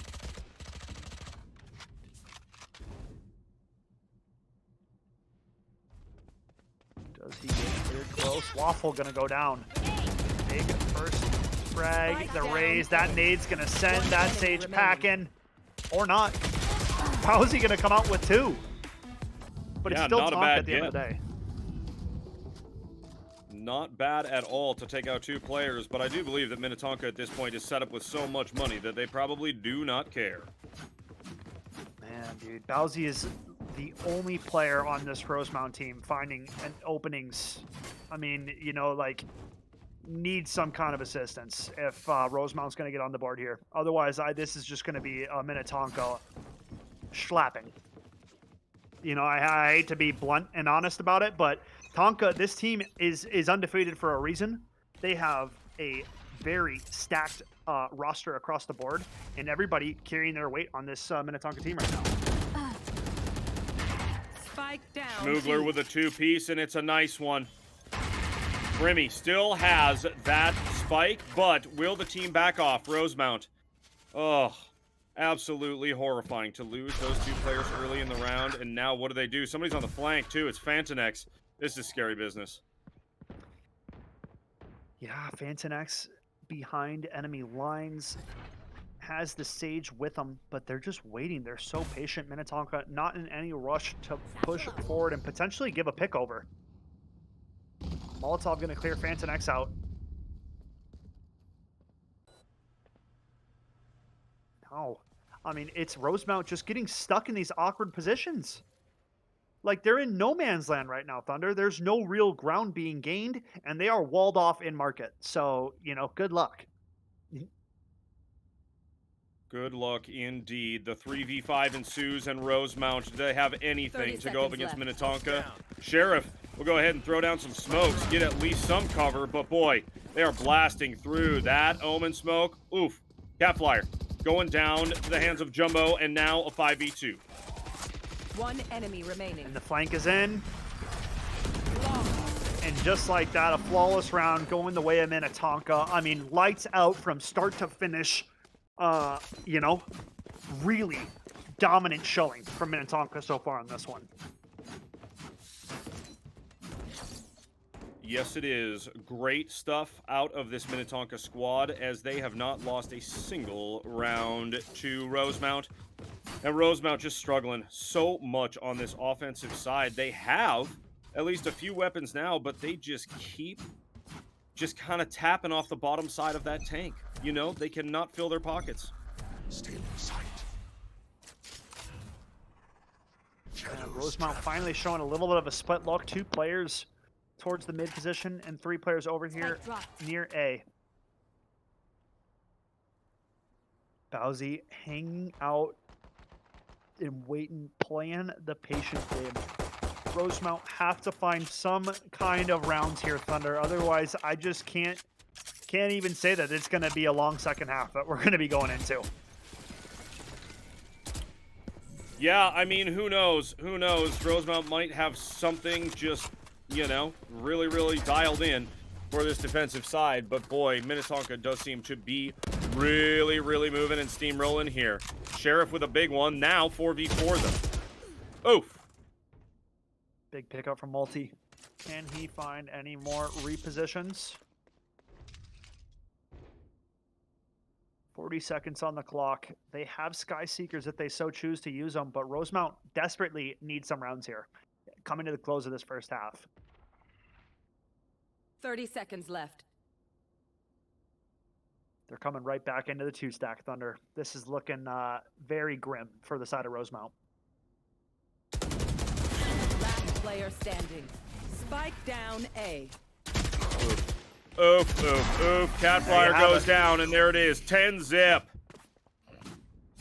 Man, like everything that can go wrong for Rosemount is going wrong. You know, they keep trying to switch it up, keep trying to be a little bit more patient with their attacks. They're moving around the map, but they just end up continuing to walk into where Minnetonka is stacked up and waiting for them, you know? I think it comes down to the tempo and the speed of their attack. It is just too slow. You're giving the defenders way too much time to move around and adapt and play the game they want to play, and Minnetonka has been doing just that. 10-0 in this one. 4 ultis, too, for the side of Minnetonka. So, we'll see how it goes. Rosemount approaching this mid position very quickly. Wow. Tons of Rosemount players going down, and now a 4v3 here on Split. Sheriff with a beautiful shot, making it 3v3. Sage gonna want that heal, gonna get it. Molly out and into vents, as Sheriff is going to push with that Sheriff. Yeah, big pickup from this Brimstone, delivering one there. Thinking about a res, Bowsy picks up Waffle, and now Dylan pushing through the back line.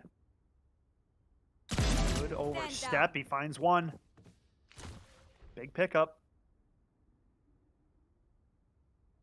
Schmoogler now at bottom mid. This could get interesting. Buddy goes down. Sheriff with the 3 on the round, and now the attack coming through B Heaven.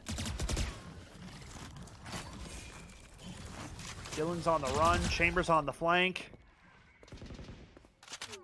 This is a solid push here for this Rosemount squad. Not so bad, as Outcast is going to get the plant over on the B site. And they're at a man advantage. Yeah. First time in the game, I'd say, that this has happened for Rosemount. So really need to come through and close out this round. But as I said, it's a 3v3 now. Fantonex back into the lineup. Gonna get interesting here.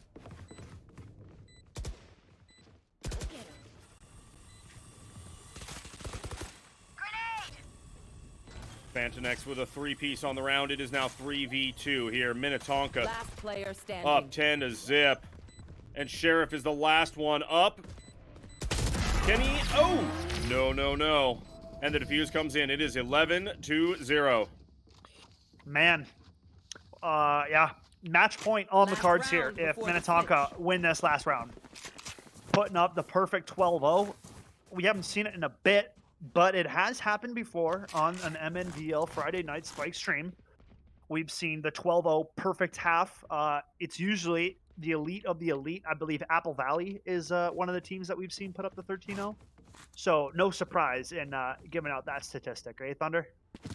No surprise at all. No, indeed. Catflyer with the Champs Vandal out. Gonna send that 0 point. Ooh, ooh, ooh, ooh, ooh. That was a close one, and too close. It does tag Sheriff, and they are down a player, Rosemount, in a 4v5. And that is not the start you wanted to have in this final round of the first half. The wall is up. Fantonex needs to know they are coming to his location. Nice flick onto the Reyna. Beautiful shot. Gets the heal. And now, I mean, from Rosemount, it's the standstill that kills them. Just waiting. Sure is. Yeah, they're just allowing themselves to kind of be picked off. Bowsy, that's a nice one. However, still at a distinct disadvantage. Fantonex gonna take one out, and that is... There. Ooh, ooh, Ooh. Now they know the other two are on the mid, though, on that ulti.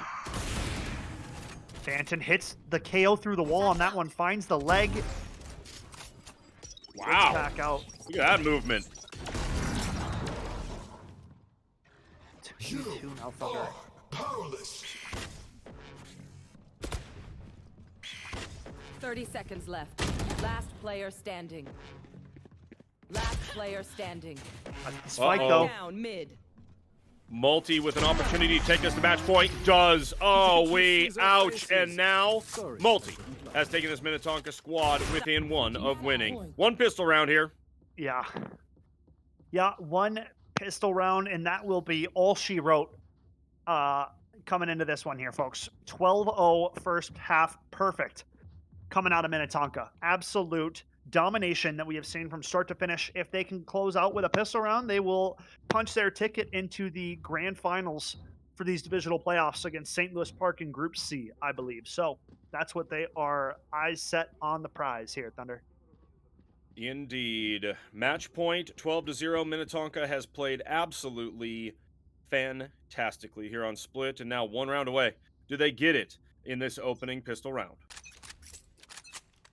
Yeah, we'll have to see. I mean, it is Rosemount to the defense, and it is a fast B hit coming out from Minnetonka. And look at it. It's a stack over towards A.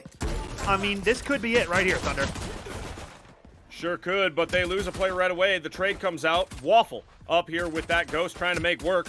Tags a few of the opponents, and now 4v4. Goes down. Woo!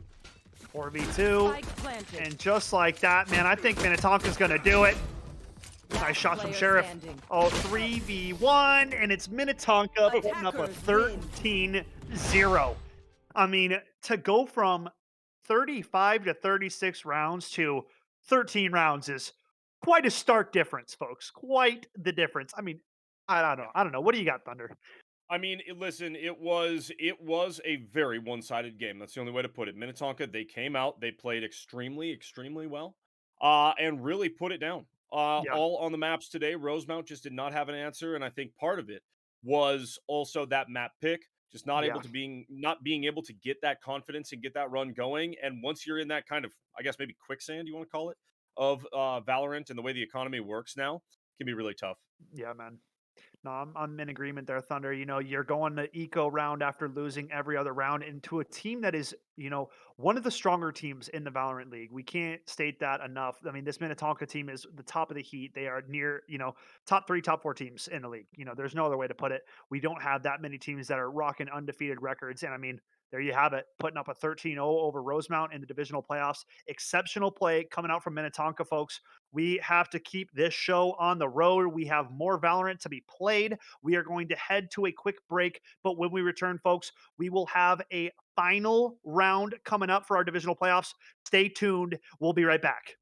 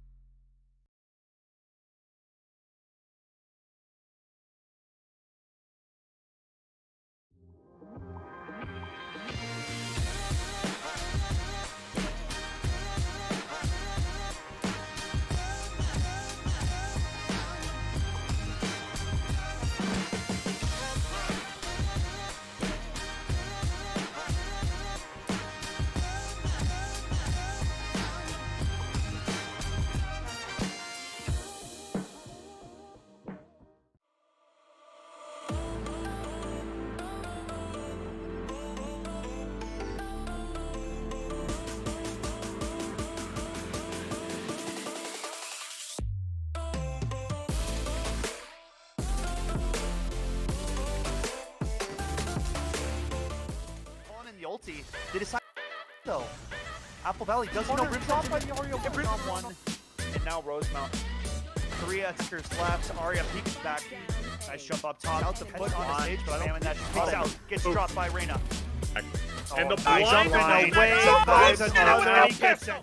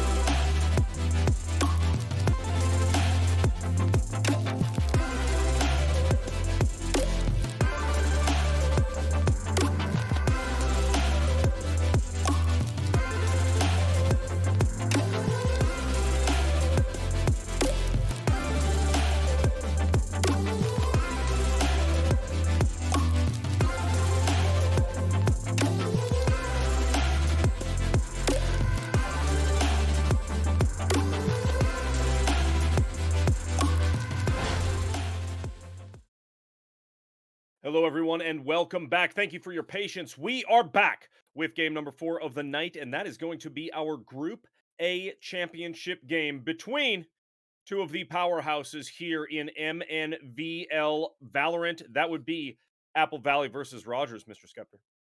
Yeah, big matchup underway here. Apple Valley, your defending Valorant MNVL champions, taking on Rogers for the grand finals of Group A. And I mean, both these teams punching their tickets to state, looking to make it big. And I mean, what do we got? We got a team that's 7-0 and 6-1, I believe. So top of the line competition. And I mean, really going to be looking to see how Rogers, tries to show up and dethrone Apple Valley, because that's what you're dealing with when you run into defending champions, Thunder. Yeah, that they are defending champions. They have proven why time and time again. They are exceptional on the maps and they play as a unit. That is one of those teams that they always, always, always distinctly play as a team and as a unit. So cannot wait to see what Rogers has to try to counter that, right? I mean, it takes a lot to even take a couple of rounds off of Apple Valley, right? Right. So I think it's really a toss up here, but Apple Valley, as you said, the ones that are there to be dethroned, not the ones that are there to try to dethrone anyone else. Certainly. Right.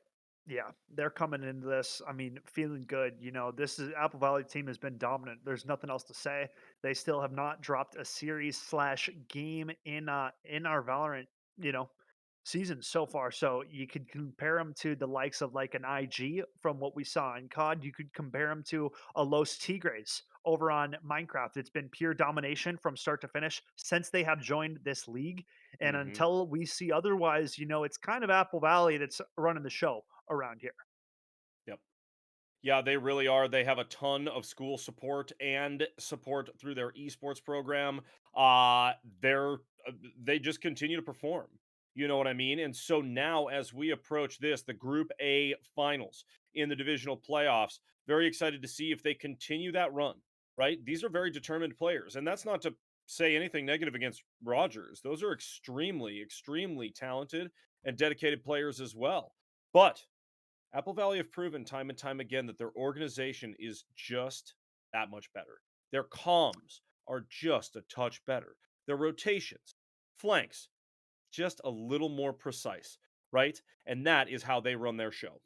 Oh yeah, yeah, clean, precise gameplay, played well. I mean, well-oiled machine. You could compare them to the likes they have their ducks in a row over there at AVHS, and I mean, the team play has never been in question. They've always had great team play, and I mean, the individual mechanics are there as well, right? What more can you Mhm. ask for? They're defending champs for a reason. Usually these rosters, we've talked about this throughout other esports, from top of the bottom, right, top to the bottom, every one of those players is a threat, right? You can Mhm. count off the names. We all know the names: Henry, Duck, Eaton, Santi. I mean, there's one more, and it's not hitting me right now. I'm so sorry, whoever I'm missing. I'll Eaton. think about it. Eaton. No, I said Eaton. Oh, did Cubby. you? Cubby. Cobby, That's the that's one right. I That's right. missed. Hmm. I mean, all five of those players, right? Real studs. Real Hmm. studs. And any one of them could have a round, Thunder. They most certainly could. Any one of those players really, really could make some things happen. You make that point perfectly. And we have seen it throughout this season in MNVL Valorant. Whether it is Henry, last player standing in a 1v2, 1v3 situation and coming out on top, right? Or if these Apple Valley players find themselves in a 2v3, a 2v4, they still have a shot, no matter what team they're playing against. Right. So the individual skill there, the team coordination and skill there. This is a very dangerous team, especially in this matchup. And they want that top seed. Yeah. They sure do. I mean, they are coming back looking for the two-peat.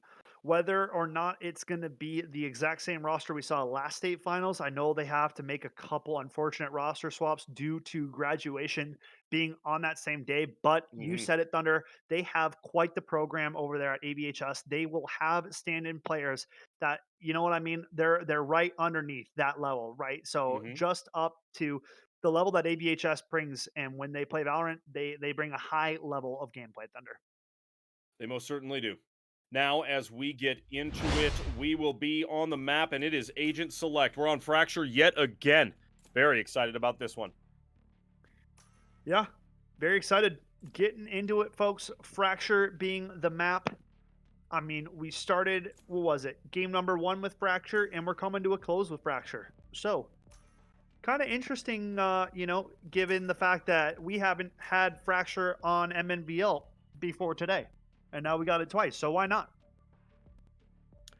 Yes, indeed. Why not? A very, very fickle map. A map that has lots and lots of opportunities to rotate and to make interesting pushes, but it's also a map that you can get out of place on very quickly.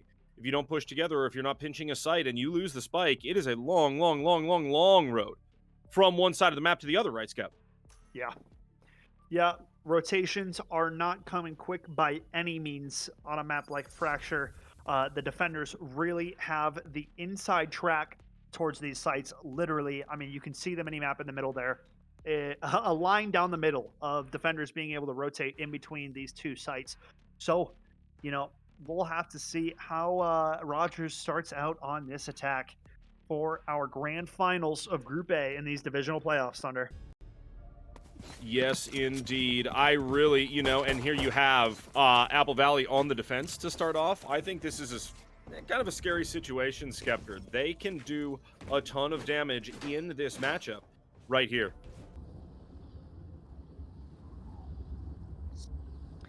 Yeah, man, we're going to have to see, Apple Valley is, for as stout of a team as they are, Thunder, they have struggled historically with pistol rounds. And I mean, just think about if they were, a 60% pistol round team, how much more deadly this team could be. I mean, we'll have to see. Starting out on the defense, it is Rogers who will be leading the dance on the attack, and they're leaving Spike and Spawn. They sure are. They're just going to hang tight with this one as Henry is going to throw those paint shells. It's Santi with a big opening kill, and AVHS already up one player. Darkman's leaving Spike, holding it down from Spike's here, there. but yeah, they spotted it. Nice shot from Darknins, though, onto Henry. That's a big shot from the Headhunter. It sure is, and now 4v4 on the maps. Apple Valley taking on Rogers. Where will they take this spike? Rogers trying to decide as Cubby waits up here towards the mid.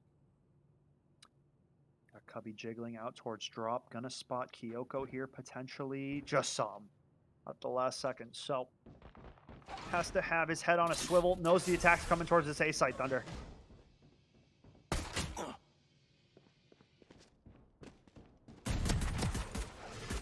Spike down A. Ooh, the dink onto Cubby. Good damage. Santi doing some work on this chamber, though. What has proven to be a very, very long round number one, and boom, Kyoko cannot get that second kill.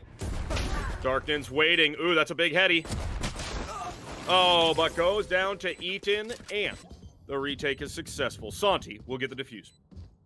Good work coming out of Apple Valley. Santi finding a big first blood, and it ends up taking them the rest of the way, right? Apple Valley's a team that when they find certain advantages, they take complete advantage of those situations, and they do so there. Spike being down, could have been maybe a little different. Darknins had some beautiful headshots there on the chamber as well. So Darknins and Santi starting it out as a bit of a chamber battle we got going here, Thunder. Sure is. Darknins v. I didn't see who exactly what that Santi. was on. Santi, that's right. Yes. It has been a chamber battle, and those two players very, very good on that agent as the push is going to happen over here towards the B site. And 3 defenders for Apple Valley waiting here for this push. Paint shells coming out. Molotov as well, it seems, coming out from Eaton to slow down that push, and the attackers just relaxing, hanging out. Ooh, nice shots coming out from Eaton through the smoke there. Yeah, that is a big kill for this Apple Valley side, who are already up by 1 round. Pistol, they're playing slow here for Rogers. Where will they end up taking that spike?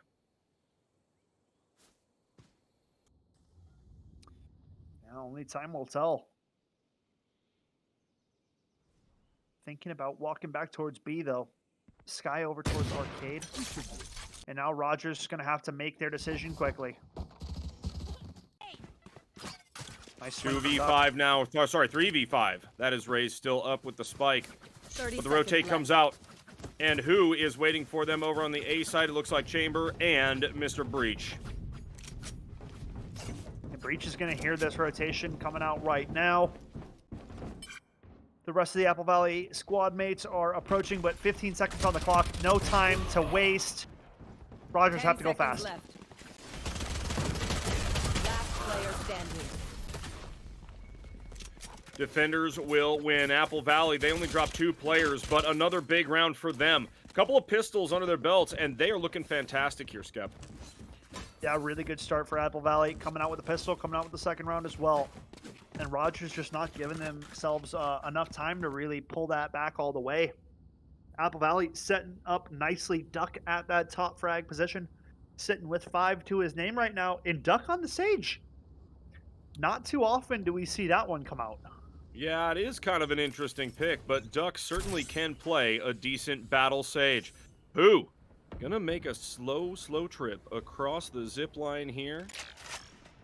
And that spike, they're just leaving it. Leaving it! Very interesting. Darkman's going to go back and grab it right now because definitely want to keep that on you. Oh, and Duck. What a find there. On the bonus round, takes out a Bulldog and gets an upgrade for his troubles. Big shots from Jinso. In a 4v3 situation now for Apple Valley. Man up on this retake. Last Nice shot player from Eaton. standing.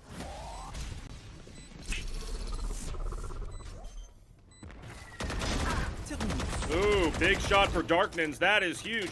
But Cubby's going to get that defuse, and this round is over. 3-zip for Apple Valley. Darkman's showing some excellent crosshair placement and marksmanship right now, but the team plays are being the difference makers for Apple Valley here, Thunder. Good work. Eaton hits a nasty Sheriff headshot. It's all started out, though, from Duck's push over towards drop and dish. And, I mean, really good play coming out of this Apple Valley team early here, Thunder. Yes, it is. 3-0, the scoreline, and Apple Valley playing great Valorant, as we have come to expect out of this state You want to championship play? winning Let's squad play. as we enter round number 4. Out. Nice flick from Darkman's going to take out Santi. And an early opener finally going the way of Rogers. As the defense is rotating over to B. Eaton picks up Kyoko. That's a big kill to find. And now 4v4, make it a 4v5. Duck going to pop the res. And it's a solid res. You love to see it. Darknins looking in to see if he can't make a play. They're down a player. A gift. Darkins on the push. Ooh. Waffle gets taken out. Henry gets a 2-piece. Pooh will take one, and now a 2v4. Last player standing. Eaton adds to it. Jinso left in a 1v4, finds a dink for his troubles, but guess what? Apple Valley playing like a team, man. And look at that little play. Eaton and Henry teaming up for that smoke play. Eaton dropped a second smoke on top of Henry, and that's how he was able to come out with that 2K at A main there, Thunder. Big team play coming out between Eaton and Henry there. Most certainly. The kind of stuff that you have come to expect out of Apple Valley as they build their lead yet again. A couple of players just down on funds slightly, but everybody out there has got enough to get some serious weaponry as we head on into round number 5, and the push is over towards the A site. With the wall early, not going to expect Santi to be in a position like this. Duck finds one. And there it is. Big plays coming out from AVHS, man. I like what I'm seeing. Yeah, and Santi, the rest of the squad, they're finding the tightest angles that they can, using their util well. This is just a well-poised and well-put-together team. Very true. The Breach ultimate going to come out, trying to find some success. Cubby going to shut down the first here, Thunder. And wow, Apple Valley locking the door. You may not pass go. You cannot collect 200, and you're going to head yourself back to spawn at Valley with a 5-0 lead. Big plays, though, coming out of AVHS Thunder. Yep, they're playing great. You see Duck up there on the top, the Battle Sage, Eaton not far behind on Mr. Smokes. It's Mr. Brimmy.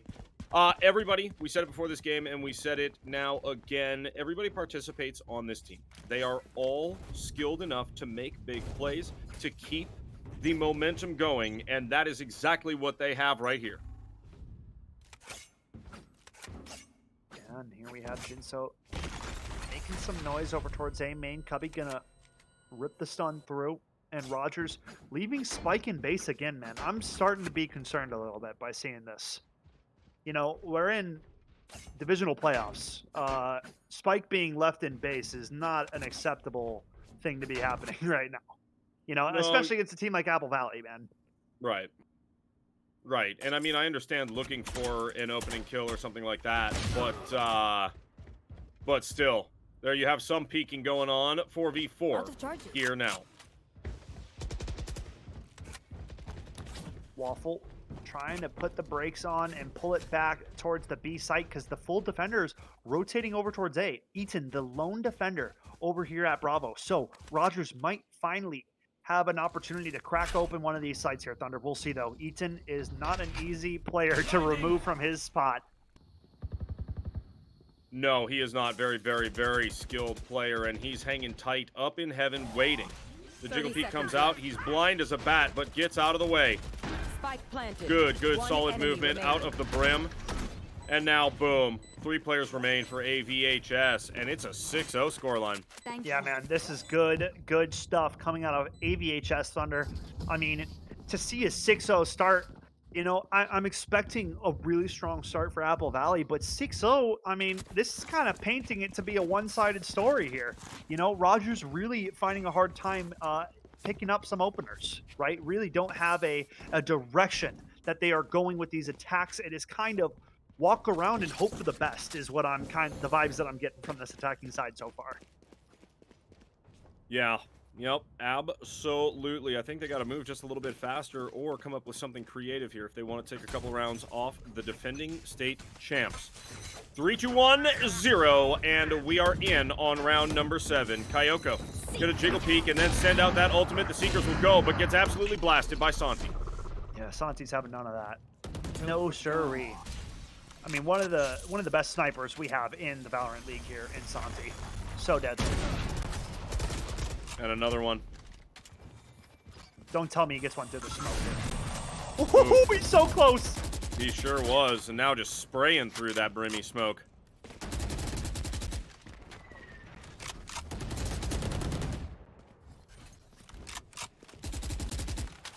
Tagging him up lower and lower. Jinso down to near single enemy digits on remaining. the HP. Cubby gonna take him out, and now it's a 1v4 for Waffle. Wow. Apple Valley starching Rogers so far. Up 7-0 in your Group A Divisional Playoffs Grand Finals, man. And this is, I mean, as close of records as you can have. Thunder 7-0 in Apple Valley, 6-1 in Rogers. And I mean, it just shows this Apple Valley team is different, man. They sure are, and showing why, right? I mean, the discrepancy in their records is not that much, but the way that AVHS is controlling this map, it shows. It shows exactly what they are made of, and it shows that they are going to be extremely dangerous as we head to state tournament time. Off your Man, feet! oh man, here comes the Breach Ultimate, trying to get something going for this Rogers team here. Apple Valley set up nicely though on the defense. Viper's Pit gonna be popped here, Thunder. What can Santi find in this smoke? It's Pushoda with the judge. Gonna open it up, and it's Rogers with a 5-3 man Spike advantage. planted. Finally pressuring this Apple Valley team. Yeah, 3 players up. Eaton and the rest of this crew, they got a lot of work to do. Oh, Cubby just barely misses that chamber and now has to get out of the way of that aftershock from Mr. Breach. He's got an ultimate for himself here, though, if he chooses to use it, Thunder. Ooh, Satchel out. Cubby and Henry. Last player standing. Oh boy, Henry's there, making it happen. But there you go, Rogers will take a round off of Apple Valley. Good on Rogers. They switch it up. They realize that they have been wasting too much time in the early rounds of kind of figuring out, dancing around, and they took it straight to Apple Valley on a heavy push followed off of that Breach ultimate, and a really good round for Rogers, right, Thunder? I mean, getting in there, wasting no time, and just getting in the champ's face. I mean, you know, it's not easy, but that's the only way you can combat a team like this Apple Valley squad. You gotta fight fire with fire, man. Sure do. And now, as we head into round number 9, Rogers with the spike. Where will they go? They are sending players both sides, and it is a B pinch, and a slow one at that. Jinso. Jiggle peek this. Ooh, not seeing anything, and maybe going to go for that orb. But does not want to alert the defenders at all. Jinso with a nice push through this smoke. Yeah, he's playing it so cautiously here. Could catch Eaton by surprise. And he does. Oof. There they are. Darkman's now looking for something up top side. As this 4v4 continues, a good blind from the Breach, but Darkman's will have none of it, and now another solid shot. And AVHS at the disadvantage yet again. Yeah, Rogers finding some success over towards this B site. So, playing their cards right, they could come out with their second round of the game here. 2-man advantage. Grenade! Last player standing. Rogers is 1 man up. Santi gets out of there.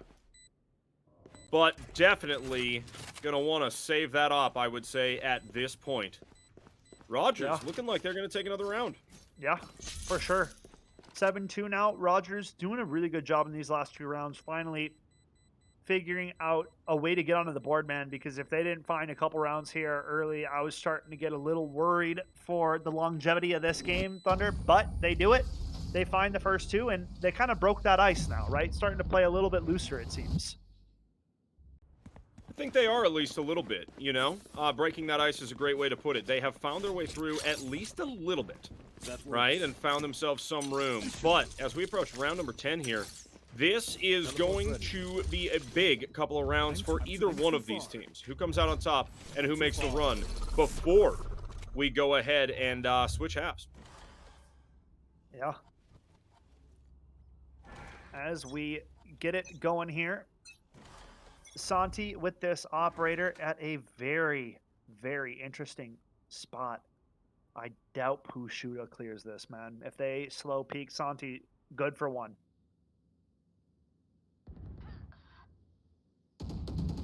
Ooh, Eaton looking for a shot there. Does some damage to Jinso, but the paint shells are in.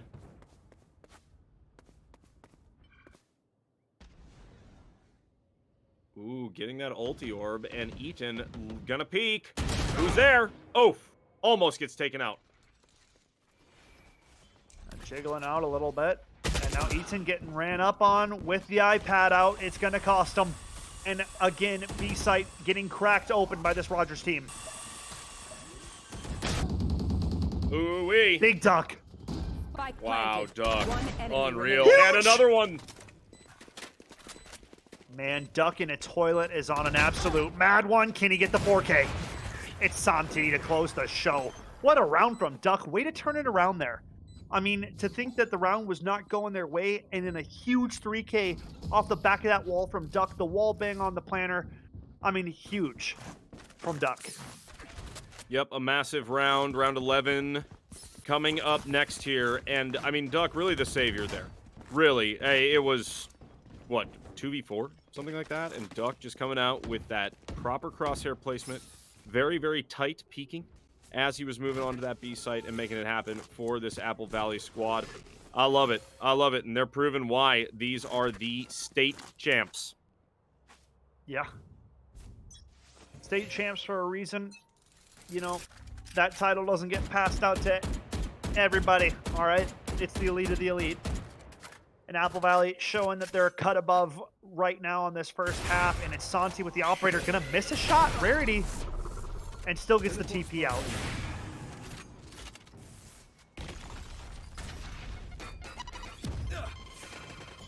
Shell's gonna chip him low here. One less. Nice shot. Oh my goodness, it blasts him to safety. That is madness, Thunder. Spike down. Totally A. crazy. One enemy. He just Duck rolled gets the 2, wave. Eaton gets 1, and now 1 left standing inside that smoke, and a ton of AVHS players just blasted through. Darkness take 1. Man, I thought I was witnessing Thunder McFadden live stream at the beaches in Cali. Last round in the half. Santi just rode the breach ultimate like a wave to get over that wall into safety. I mean, the stuff we're seeing from Apple Valley is mind-blowing. Certainly is. Certainly is. And now, AV 9-2 in our last round before we switch sides. Played fantastic defense, and if I know anything about AVHS, they play offense together as a unit, ready to go. So, be interesting to see. Yeah. Either looking at a 9-3 or a 10-2, and that's a start to make it a 10-2 right there. Santi Healing you. switching it up on him yet again, and now Rogers already thinking about rotating.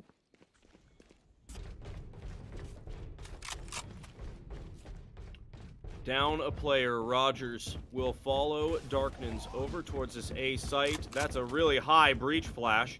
Nice positioning, but it doesn't blind anybody. You don't got anybody on site. They're all still over at B. A fast push is what you need now, and they realize they are getting it for free. A nice ultimate from the Viper, and they're in. They are in indeed. Final round of the half here. Rogers trying to throw everything in the kitchen sink at this AVHS team. A big retake ultimate though from Cubby.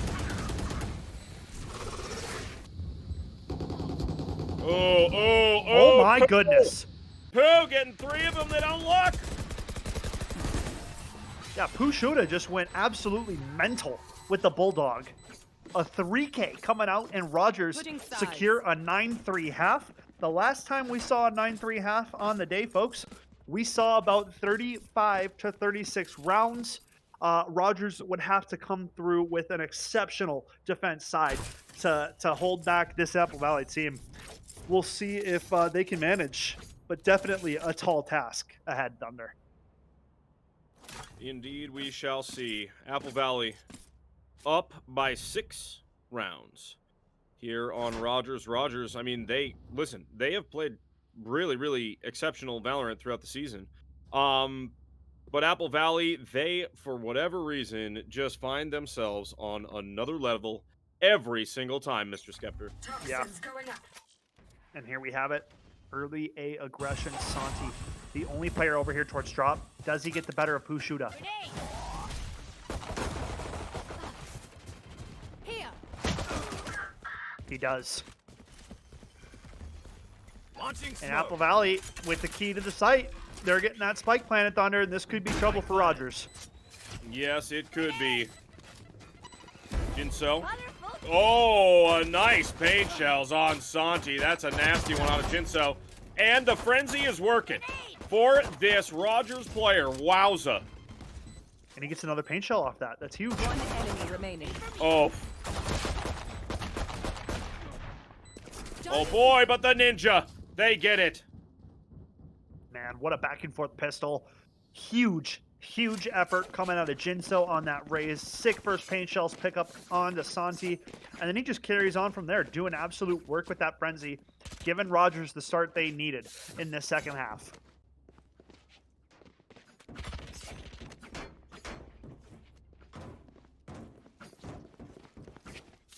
And, you know, AVHS coming into this one, you're looking at a frenzy. We gotta get Maybe a out couple there. shots in Santi's headhunter. That would be your potential openers to get something rolling. Yep. They will play slowly through this pistol round. Brim. That I believe is Eaton making his way over. Blasting through. Nobody goes down, but we do have some damage done. Sage gonna heal. Breach. And Jinso, who's been fantastic with those paint shells, gonna roll them out. Ooh, and Chippin duck very low on that. Going to be falling back and getting over to this A site is what it seems like the play is being made to. Santi creeping through A main. Duck over here all alone. at this B site. But it's a full rotate again, man. They're coming back to B. Look at this. They're coming through arcade right now. Oh my goodness. Rogers fully rotated out Thunder. There's nobody home. This is an open site. Sure is. Do they know it? No, but Breach over here. Look at this. Pinching on the A site, but they're planting B. Yeah, and now ABHS gifted an opportunity to Spike come planted. back and steal around here potentially. Somebody out. Satchel out. Most certainly gonna roll into that smoke Look at and the find a flank. wall. Santi's Rogers behind him. losing a player. Satchel out. Ooh. Big shooting from Jinzo. Oh, it's Santi Santi. with a 3. Last player standing. Thrifty. Boom. Wow. Wow. A thrifty round, man, and it's off the back of a frenzy and a headhunter only. I mean, if you didn't think this team was dangerous before that round right there, that round will spell it out for you. Apple Valley are here to stay, man. This is a dominant squad we are witnessing. Duck at 17-6, leading the charge on the Battle Sage, man. Really leading the charge out there. Duck looking fantastic. And now double digits for Apple Valley. It is 10-4 everyone, and they are looking to be the champions of Group A here at MNVL Divisionals. Been quite a day. Yeah. Always a long one when we reach these divisional playoffs. The games are tenuous. It is back and forth action. Kyoko going to get naded out.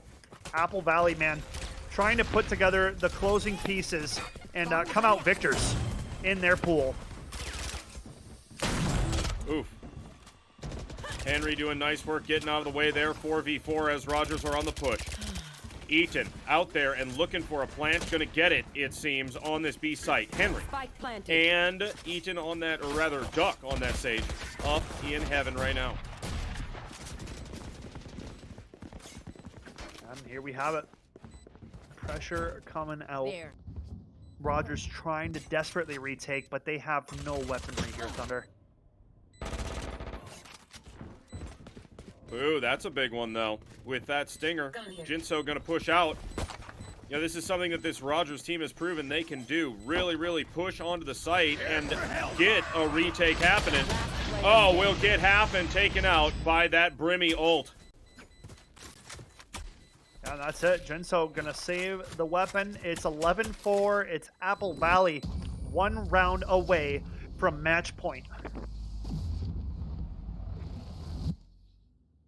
Wow, they have played fantastic, and really, you know, anything that Rogers has been able to try to get past them, you know, they found some success here and there, but really at the end of the day, not much that they can do against this Apple Valley team, which is so good. Yeah, we'll see.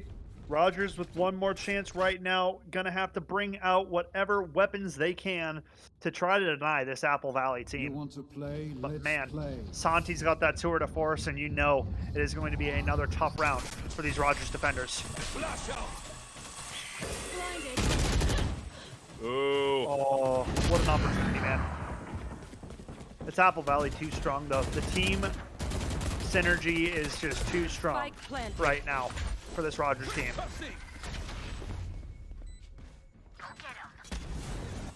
3v5, Rogers, what do they have? Satchel out.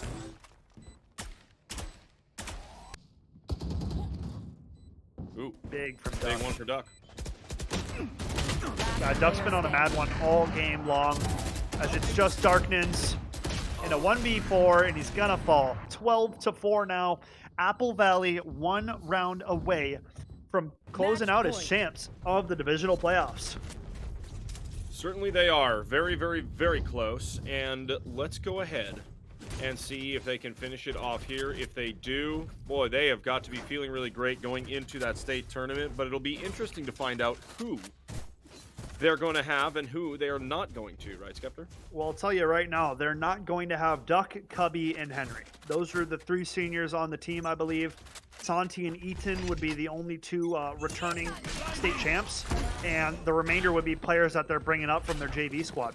So Yeah. missing some of your leadership, right? Your seniority in the likes of Duck, Henry, and Cubby. Certainly, but I will say this, an opportunity for those players that will be there, Eaton, right? And I believe it's, do you say Santi or Henry will be there? Yes, Santi will be there, Yeah. the freshman. An opportunity for those younger players to really, really make some waves on this team. 4v2 now. AVHS playing nasty. Yeah, the site is theirs. The defenders are walled off towards Jenny, and I mean, this might be it right here. Kyoko and Pushuda stuck between a rock and a hard place. I mean, and the hard place is Apple Valley, let's be honest. Last Indeed. player standing. Wow. Blasted by Santi, and now it's Pushuda. The last one will take one out as they try for the blades. Pushuda. And pretty Boom. disrespectful, but they're going to get it done Attackers regardless. Doesn't even matter. Doesn't even matter, Thunder. All of them. 13-4. The defending state champs get it done. And are we surprised, man? I can't say we are. We knew this team was top-tier talent coming onto every single map that they approach, man. They are the real deal. And hey, man, I mean, I know your voice is getting shot. I know my voice is getting shot. We can get ready to plan to have an Apple Valley interview, folks. So if there's any fans in the chat, get ready because we're bringing one of your guys on. We don't know who it's going to be yet. We'll keep that a surprise. And also, we got some big Twins tickets giveaway that we will be announcing. So stay tuned, folks. We got a quick little break. We'll be right back with the interview and the Twins giveaway.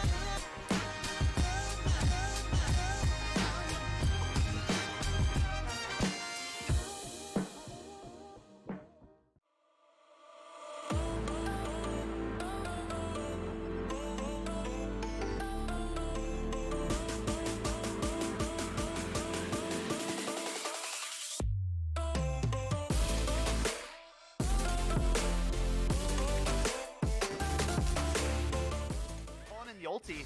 They decide though. Apple Valley doesn't know ripped off by the Aria on one. And now Rosemount. 3 extras left. Aria peeks back. Nice jump up top. Out the foot on the stage, but spamming that peeks out. Gets dropped by Reyna. And the nice blind line. is Way so by close, the and other, out. he gets it. Out. Reyna's starting to fall back now, waiting for the B side. That will they can. Do you have an idea that they are there? Thanks, but Reyna.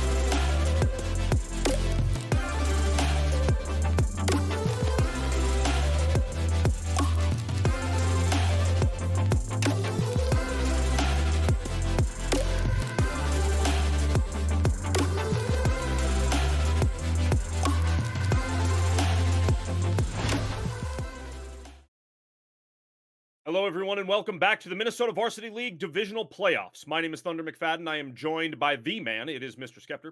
And Skep, we have a big announcement to do before we get into this interview. We do.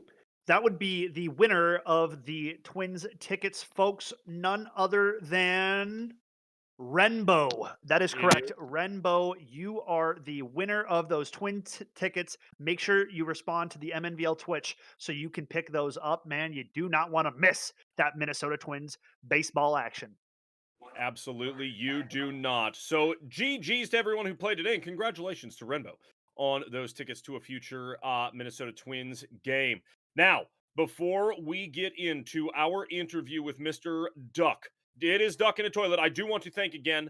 It is Version1 who Yes, sponsors sir. our Valorant league, and we want to thank them for their continued support because our players in this league, they are able to play for free because of those contributions from Version1. So thank you to them again. Now, let's get down to business. It is Duck in a Toilet joining us, and Duck, what a game out there. I have to ask you, I know you're going to be down a couple of players in the state tournament. Who are your replacements that are going to be on your team? Yeah, so there's going to be three of us gone. Me, Duck, Cubby, and Henry are all going to be gone. And then we've got a couple JV players we're going to be subbing up, I'm pretty sure. There are a couple, I think one of them's name is Karumi in game. I know another one's name is Kevin, and then one of them's name is Devin. Those are the three boys that are going to be subbed up. We're going to put them through the ringer in the next couple of weeks. We're going to get them into tip-top shape. Love to hear it. Duck, man, it's sad we're not going to be able to see you and the remainder of the squad come state finals, but man, you guys had a great run as a squad while you were here. Absolute domination from the side of AVHS, man. I wanted to ask you, what has been some of your favorite memories, competing in MNVL or moments? I would say just hanging out with my boys, to be honest. We all mesh pretty well. We get along, and we're just playing. We're all having fun. Never really feels like a chore that we have to get on in practice. So honestly, just like playing with my friends, and having a good time doing it. Nice, great Love answer, that. man. Love that and love to hear it. Kind of piggybacking on that, Mr. Duck in a Toilet. We've all seen the video of you and your squad running out with that big trophy. Can you tell me a couple of things, or maybe just one thing, whatever it is? What has MNVL meant to you and to your squad? MNVL, honestly, it's just like it was something that I was able to express, something that I was super passionate about. I've always played video games, and being able to just like compete at the highest level in the MNVL league, it's just like we're so fortunate to have such a great program to support us, and then also our school as well. They support us. They help us out. We have weekly meetings. We play Mario Kart with the administrators. And honestly, it's just a super dope time. And also, we like to thank Concordia St. Paul. They let us play at their facility here.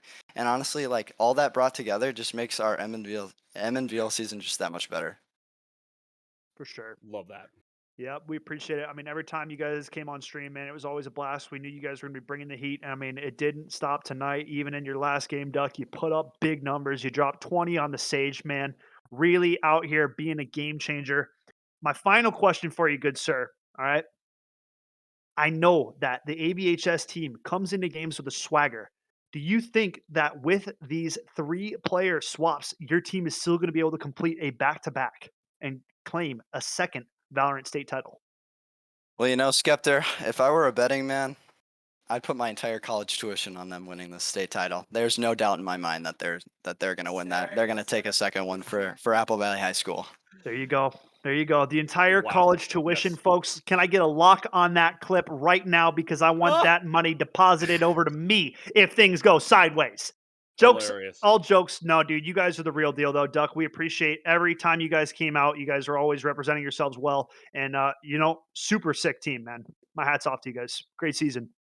Thank you very much. And I'd like to also give a quick shout out to you two. I mean, you guys are the real deal out here. Like, you guys make or break these streams. You bring people that have never even watched esports in their entire life, and you just like make it in a fun atmosphere for everybody to watch. So I just thank you guys. You guys are the real stars of the show. Hey, appreciate you so much, Duck. And you know what? We're all here for you. It's for the students. That's what it's all about, whether they be on our production staff or they be players here in the league. That's what it's really all about. That's what it's Yes, really sir. all about. So we appreciate you and cannot thank you enough for your awesome gameplay and can't wait to cast Apple Valley while you're out there graduating there, boss. Absolutely, absolutely. Thank you very much. Awesome. Take care. Wow, what an absolutely wonderful night. Skeptor, you have any final thoughts on the evening? Man, we know divisional playoffs always delivers. I mean, tonight was no, so I'm missing the word, man. I had the word. I've spoken way too much today. My brain's fried. Okay. There you go. You got me at a low moment. Clip it if you need to, man. Dang. I didn't No think it was going worries to at all. happen. But You're man, groovy. all I was trying to say is, no outlier, right? Mhm. This divisional playoff delivered. We had great games, we had some blowouts, but in the end of the day, man, it's all about good competition, and that's what MNVL brings every single live stream. I mean, I'm looking forward to Sunday. I mean, it's going to be you and I again breaking it down, divisional playoffs, except Rocket League this time. Yep, cannot wait to get into that. I will probably be on that stream. We shall see after these next couple of days. But Yep. thank you all for being here. Thank you to my main man, Mr. Skeptor. Thank you to our amazing production staff dealing through the hiccups and through everything that happens. This has been Minnesota Varsity League Divisional Playoffs, and we will see you again on stream on Sunday. Take care, everyone.